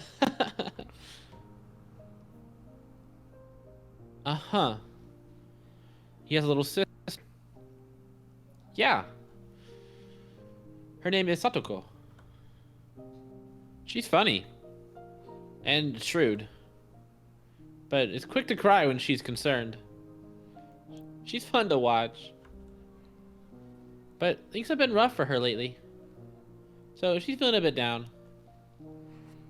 His sister came up naturally in the conversation. I tried to suck up every scrap of information about Satoshi-kun. Why? Why am I trying to ask so much about him? As I asked myself that, the feeling I got when he stroked my head came back to me. I must have been blushing. Hello? Shion? Eh? Sorry. I'm here. I'm listening. To start, I hear Satoko's on bad terms with her aunt. Satoshi's mature, so he knows how to conduct himself, but when bad things happen, Satoko really lets herself go. What Sis told me was very interesting. She told me that the parents of Satoshi-kun and his little sister are dead. Satoshi-kun and Sadako are now living with their aunt and uncle. They don't seem like very respectable people. They're always fighting, and the uncle is cheating on the aunt. He mostly lives with his mistress. Satoshi-kun and Sadako entered into that unwelcome environment. What surprises me the most is the fact that Satoshi-kun's parents were the Hojo couple who were the leaders of the pro-dam activists. That fact must have added something to the situation. I don't know what kind of stance the uncle and aunt took during the dam conflict, but they must have taken some indirect blows. Satoshi-kun's parents died after bothering them so much, and even left them their children. The uncle and aunt obviously can't love those kids. Things have gotten worse this past year, too. Women can be really nasty bullies. Sometimes it doesn't matter who they're bullying, even if it's a kid. On top of that, women tend to care less about propriety than men. As a result, Satoko seems exhausted with it all. I can imagine Satoshi-kun bravely protecting his little sister, just like when he saved me.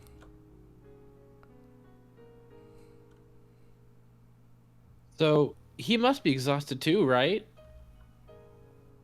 Huh? He must be covering for Tatako all the time. Wouldn't you normally assume that he's also feeling worn out? Well, I don't know. Had I said something wrong? Mion sounded a bit taken aback. So that meant Mion can't tell how he's feeling. Because he's always wearing that blank look, so she never considered it. How can she be that insensitive even though she's around him all the time? I was amazed to realize that. Well, anyway. What does he oh, sorry. Well, what does he usually do? He looks smart, so does he read a lot of books? Yeah, you're right. He likes to read. Now he's reading, what's it called? I continued asking about him. About what he likes, dislikes, and what he thinks about. I asked Sis all these questions because I wanted to know more about him. It was the first time I'd ever been that interested in somebody. I didn't want to admit that I had feelings like that. Did I fall in love just because of a stroke on the head? Am I stupid or what? When I remember the feeling of his hand on my head, my heart feels tingly. I tried doing it myself, but it didn't feel the same. I'm stupid. What am I doing stroking my own head?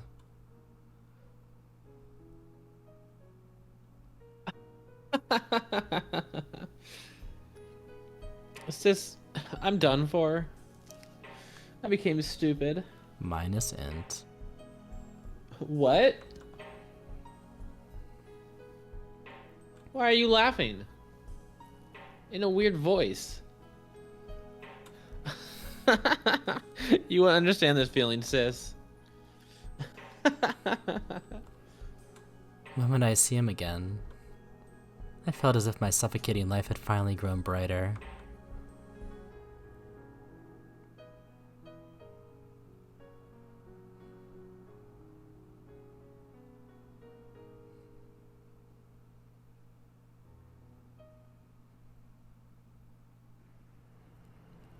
The life I lived really was beginning to suffocate me.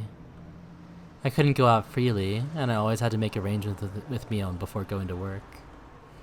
I thought my life would improve after escaping from the school, but in reality it wasn't that easy.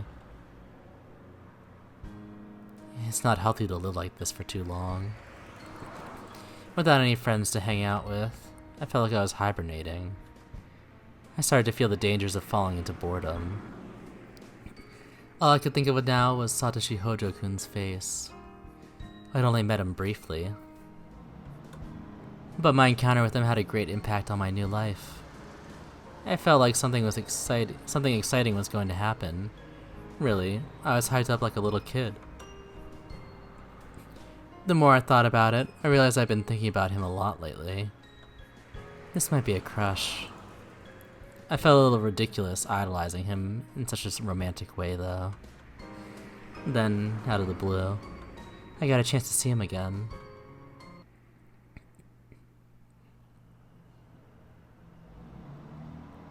Oh? I saw a familiar face at twilight in the park. He was sitting on the swing. He looked like he was zoning out, or maybe deep in thought. He didn't notice me, even though I was right in front of him. I reminded myself to speak and act like Mion before talking to him. Hey. What are you doing here? Mion, you surprised me. You don't look surprised. I've been sitting here for a couple minutes now. Didn't you notice me? Have you? Sorry, I didn't. He smiled self-derisively and shrugged. He looked depressed, like something was troubling him. Is something bugging you? Maybe I can help. No, that's okay. Come on, I owe you one from before, Satoshi-kun. Or maybe you don't think of this old man could be of any help? Don't you know how mighty I am? I'm okay. You don't have to help me. Huh. What is it then? Are you saying that you don't need help from a girl? Thinking him unfair, I puffed up my cheeks in a sulky gesture. A sulky gesture. Satoshi-kun noticed that and smiled. No, Mion. It's just, I messed up my swing when they needed me the most. I mentally rifled through all the information about Satoshi-kun that Sis had given me. He doesn't look like much of an athlete, but apparently Satoshi-kun belongs to a junior baseball team. They're called the Hinamizawa Fighters. I doubt he's very skilled, so I don't hear that much about his contribution to the team. Maybe that's why he doesn't tell many people that he's a member. Given how down he felt as a result of messing up, though, he must be fairly dedicated. I deduced all that from what Sis told me, carefully chose my words so as to sound like her.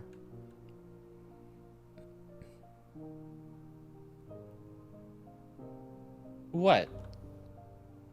Are you feeling down just because of that? Hey, it's not that easy to get over, Mion. I pat his back while chuckling. Satoshi-kun would probably call me insensitive. I knew I should listen to him rather than trying to cheer him up. Acting like Sis was probably the wrong thing to do in this case, but I had no choice. This was just how she'd react in this situation.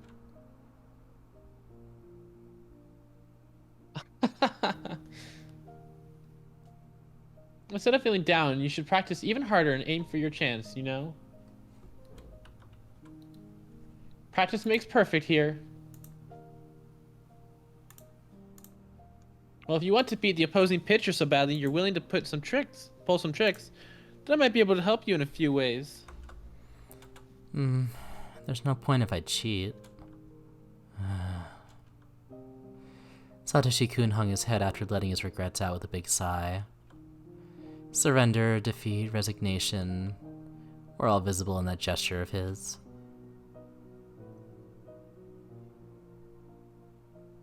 Are you quick to give up or persistent? If you're a man, then don't you want to be a star and have your 15 minutes of fame? Satoshi-kun grinned and said yes. Of course, that'd be wonderful. But that's not why I play baseball. I just have fun batting and throwing the ball. You can understand that, right?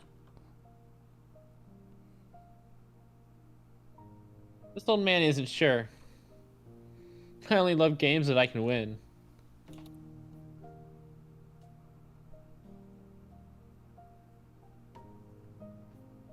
Sorry. You're good. I don't understand how you can love something when you can't be the best at it.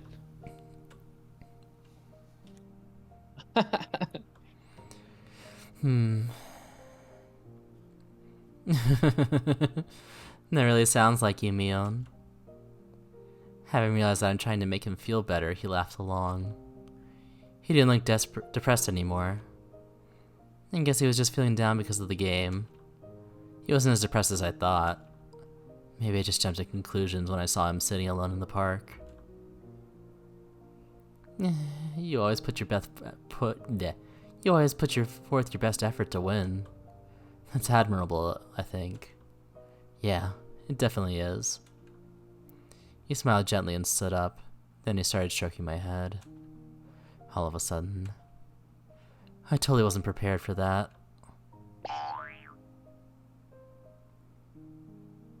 Eh? Whoa. Oh. I thought this when he did this last time, but how can he stroke somebody's head so easily? I felt like I had turned into a little kid. Memories from kindergarten came to mind. My face must have been red. I felt embarrassed, but also like I was in heaven. Satoshi-kun stroked me as though petting a cat. I was blushing with my eyes closed. It felt helpless, like a girl being treated by the dentist with her mouth open and her eyes shut.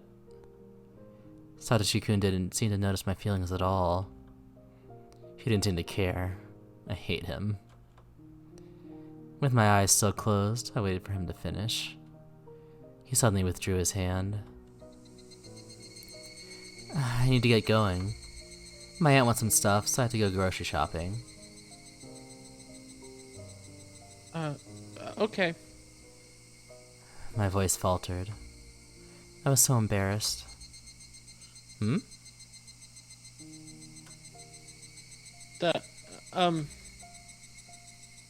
going shopping. I'm going shopping too. What? You are? I thought the maids did all your household stuff. Oh, fuck. Shoot. I messed up. Messed up. Ah, shit. Oh, fuck. Ah, shit. Ah, fuck. In the main Sonozaki house, the maids do everything. Therefore, Mion hardly goes grocery shopping, and she's bragged to some people about that. I should have known better. Still, it wouldn't be too hard to find an excuse.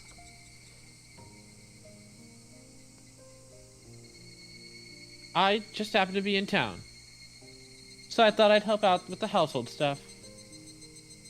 Is that a problem? That doesn't sound like you. You always avoid doing boring stuff like that. You talk too much. Oh. Stop stroking my head.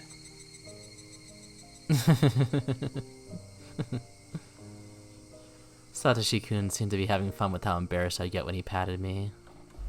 Anyway, I managed to talk my way out of it. He didn't seem to really care about the details.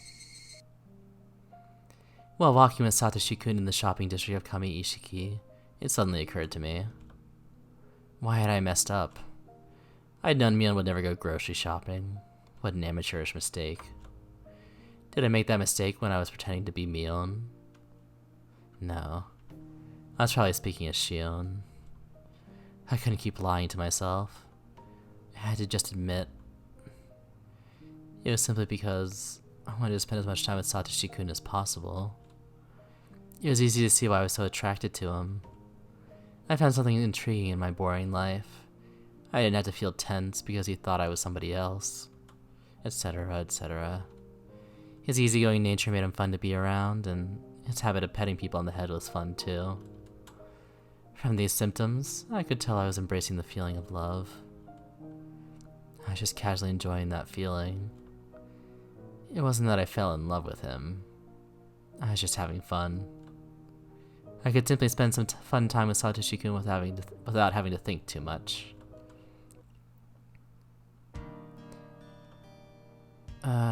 Which one is broccoli? The green one or the yellow one? Does it not say on the container or the shelf or anything? That's cauliflower, Satoshi-kun. Hey, could it be that you can't tell lettuce from cabbage either? I'm not that bad. I'm doing my best here. Satoshi-kun stared at the heaps of broccoli and cauliflower. After thinking for a while, he reached out for the wrong one. That's not it. Watching you shop is like being on a roller coaster.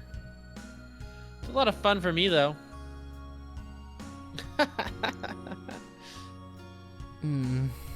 You got me. Satoko can't tell the difference either. Which one is broccoli and which one is cauliflower? You guys are too funny. Sister told me that Satoshi was like a flaky big brother to his nagging little sister. I hadn't met Satoko, but she must be having a tough time dealing with Satoshi-kun. He stumbles over everything he buys after all.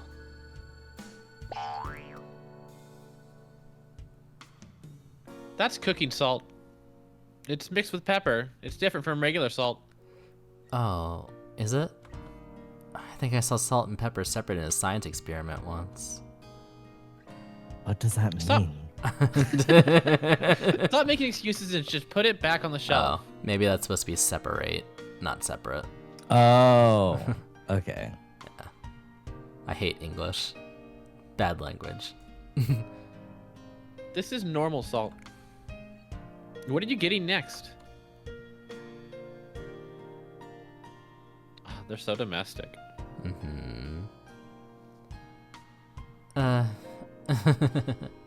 You're being a great help, Mion. You look smart, but you have serious issues. Man, all these boys are so book smart and so dumb. I think you should study more. That's a little harsh. There. Is this it? And it goes. Ah! That's not it! Don't just throw anything in the basket. Check the price and how many servings it is first. My first impression of Satoshi-kun was that he was strong and reliable. How did you get that from this encounter? I think she means like from the first time. Oh, we met. okay. Yeah. But the more I spoke to him, the more surprised I was about how clumsy and unreliable he was. There it is, okay. But how do I put it? It was hard to leave him alone. He's just so moe. I can't not fuck him. However, Flareon is the only fully evolved fire-type Pokemon that cannot learn Solar Beam. He was dangerous on his own. If he wasn't careful, he might start wondering, do you cross the street when the light is red? Or was it green? And get himself run over by a dump truck. Sweat drop. Sweat drop.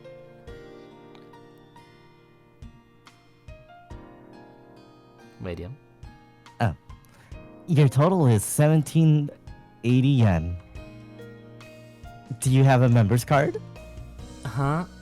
Oh, yes, I do. Where is it? Oh. Shion? Shion, yeah. Oh, sorry. We can't seem to find it, so we'll be alright for today. I finished checking out, ignoring Satoshi-kun as he fished through his wallet full of receipts. That was horrible, Mion. You made me waste points. My precious points. Don't go slowly fishing through your wallet to look for your member's card in the middle of the evening shopper's rush. Don't go tasting. There's a huge line pavements. behind us.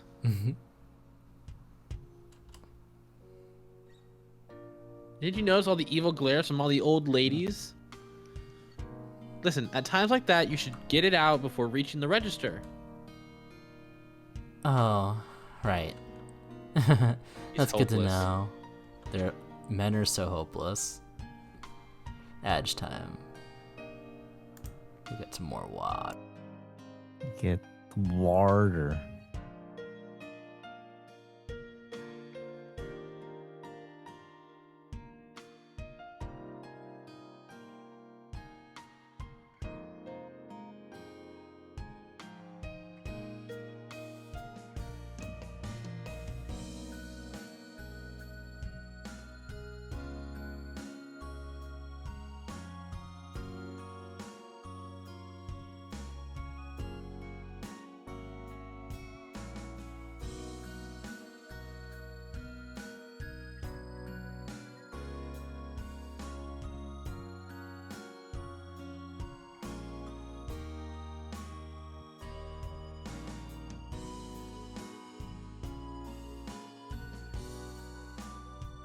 Oh boy, I'm back. Welcome back. I need to go grocery shopping at some point. Probably not tomorrow. Gotta get groceries. I do. I can't just eat quesadillas and rice. I need Stop. veggies. Alright, should be back. Shion, I think, right? It's not only when you go shopping. The same thing goes for when you ride a bus. Satoshi-kun, I bet you don't even open your wallet and start looking for change until you're about to get off and have to pay while holding up everyone behind you. Very specific, but very true also. No, everyone walks by me and pays their own fare. Oh my god. You know what that means? You're being a super huge brother to everyone. I'm a cringe male.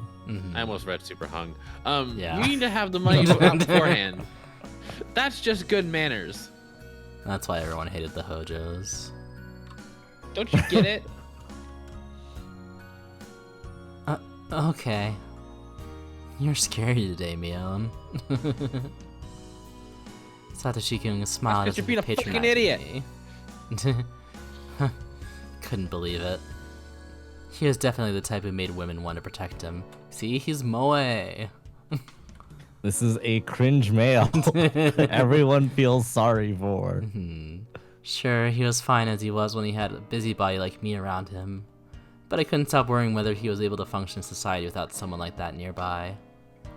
We got plastic bags to sort out what we bought. Satoshi-kun put a packet of tofu at the bottom of the bag.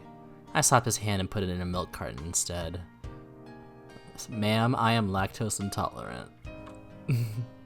You lactose intolerance? Damn. Okay, there we go. Now your aunt will freak out when she opens the shopping bag in her kitchen. Thanks. You helped me a lot. I don't think I'm very good at shopping. No, you are not. Just shopping? That's definitely not the only thing.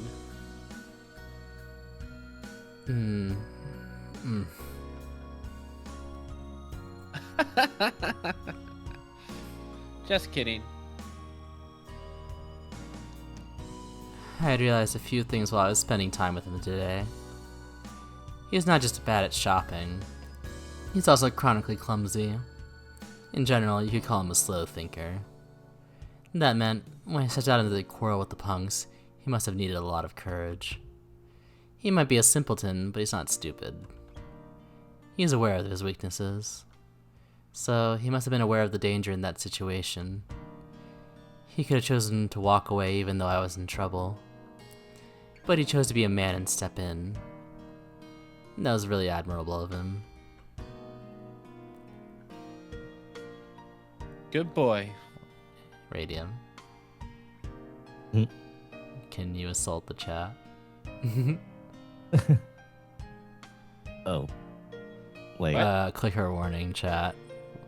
Yeah, Please clicker. mute if you are sensitive. What is happening? My clicker's... Oh, okay, wait. I Yeah. have to run to go It's grab fine. my clicker. It's fine. I'm sorry. The bit is over. Fucking ruined it. Bug has fucked it. Anyway.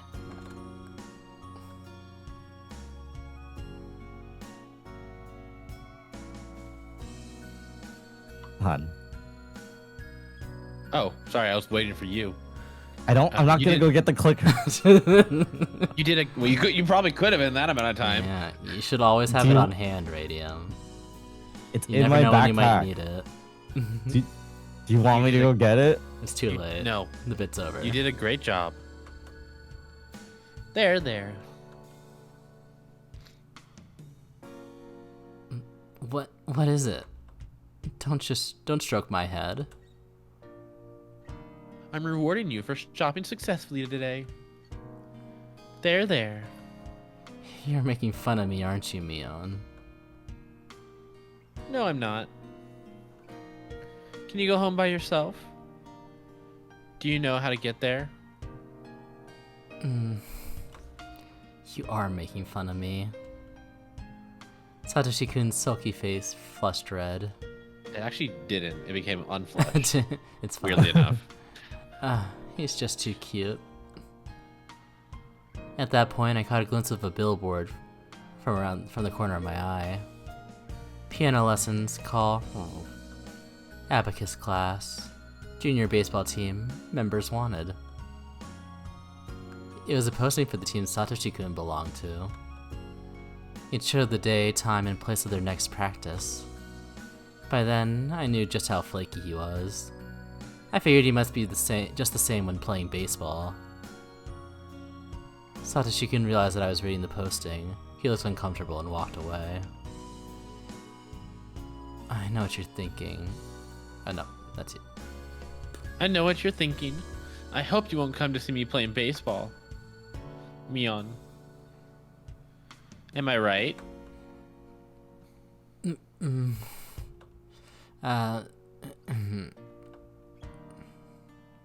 What does that mumbling mean? I know I'm right. Satoshi-kun became quiet after mumbling something. It seemed like he couldn't say anything back since I had been right on the money. Satoshi-kun, you're just too cute. I don't think going silent is a good way to dodge the issue. Well, that might have just been the way innocent people like him would react in a situation like that. See you, Satoshi-kun. It's getting dark, so be careful on your way back. Aren't you going home, Mion? To Hinamizawa? Shit, fuck. I have to make a stop somewhere first. Don't worry about me. I'll help you this time. In return.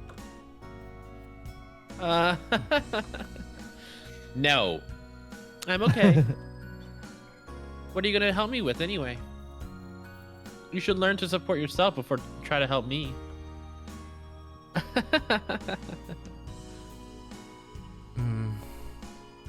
You're really mean today. He seemed to have some pride at least. He looked a bit upset because he was teased by a girl. But in contrast, I felt very satisfied. Well, you're not on the receiving end, so... As a result, I forgot to keep my guard up. Thank you for the help. That was sweet of you. Whoa! While wearing a bright smile, Satoshi-kun suddenly started stroking my head again. I know he's teasing me, but... Oh, I can't reject him. He keeps doing it only because he realized I won't resist. Oh. See you, Mion. You should go home before it gets dark. See you in school tomorrow.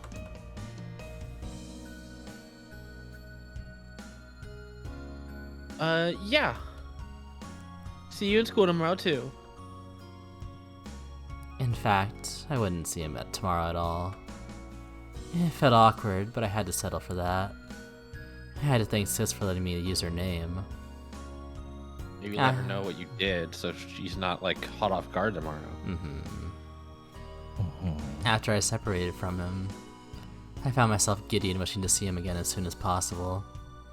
I wanted to know more about him. I couldn't wait for my next chance to see him. Actually, maybe there was something I could do. Just like when I obtained my freedom from St. Lucia's. I could see how to live my life. I could choose how to live my life. Whatever. It wasn't that complicated. I just wanted to tease him more. I wanted him to stroke my head more. And... oh, whatever. I already knew the schedule for his baseball team. Good choices are about to be made. Woo! It's fine. Yippee!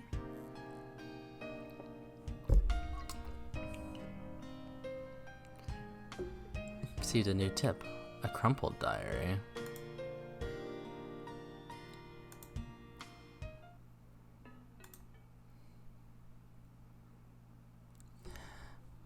My aunt finally stopped her hysterical screaming.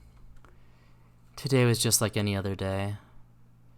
I can't remember what set her off. Whatever it was, she changed subjects constantly anyway. It didn't matter. She went on past midnight again. The urge to sleep was pounding the back of my head. Once Sadako had been able to relax, she fell down on the spot and started sleeping, still clinging to my sleeve. I carried Sadako to the bedroom and laid out our futons. Here, Sadako. Your futon is ready, so get in, okay? Sadako crawled in like a worm. She stopped moving once she was inside. I wished I could go to bed too, but I couldn't. My aunt asked me to do some chores. I had to get toothpaste after school tomorrow. I had to write it down somewhere. I had to make rice for lunch tomorrow. I set the timer. Right. I also had to repile the towels in the bathroom. That was the reason for today's scolding. My aunt will get mad if everything isn't done the way she wants. Oh, and there was something else. I was working at the grocery store the next day. They wanted me to bring an apron. Do we even have an apron in this house? I'd never seen one. My aunt will be sleeping when I go to school, so I won't have time to ask her. What should I do? Since Mion helped me get that job, I don't want to screw it up. In that case, why don't I ask Mion about it at school? She might lend me one. Was there anything else? I was envious of Satoko because she got to go to bed.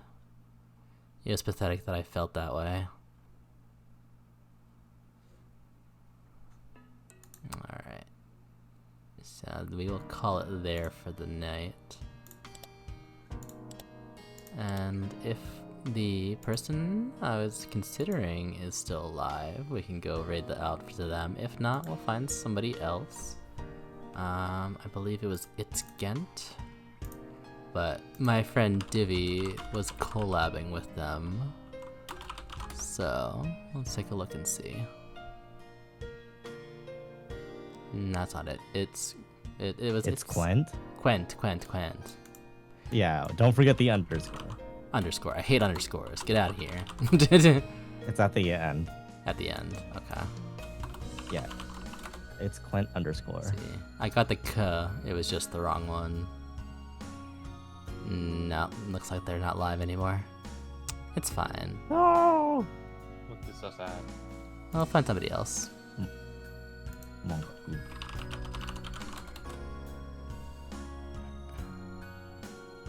Let's see. Gunner is live, though they've been on for 4.5 hours. Dr. Pirate is playing Mahjong. Mahjong? You are Well, obsessed. that would be a new person. Natsu just started. It's always Natsu. Natsu. It's been a while. It's been a while. How long has Dr. Pirate been going? 13 hours. Hours? 13 Good lord. hours? That's a Yes, bit much. 3 hours. Goldie is live. I still forgot to sign his kiddo board. Oops. Oh, well, he just... Still got time. Well, he's been on for 15 Still got time. hours, so... we don't know how It's long his he's been going. birthday. It's his birthday. It is his birthday. That's true. Might as well, right? Birthdays only come once a year. We're gonna go read Goldine or Goldine. I don't know how to pronounce his name. Nobody knows. It's Goldine. It's fine. I know. You know. I know. So there's the raid message. If you have enough points, you can unlock the emote. If not, just go ahead and copy the one with the emoji. I will be back on Tuesday. We're gonna try and finish up Reynatus, which was the plan before FC, if my capture card was working properly. But I got a new one in. We're gonna test it out in the meantime. If not, we will continue Phoenix Wright with Rise from the Ashes. But yeah, thank you, Radium and Seth. Thank you. Always fun to have Thank you on you for Saturday. having us. And let's start the read. Bye-bye. CUDA board reading in, I can't read the time because it's at like 360p. It's like 14 hours or something. 14, Jesus. They're just gonna keep going, huh? Anyway, goodbye. Goodbye.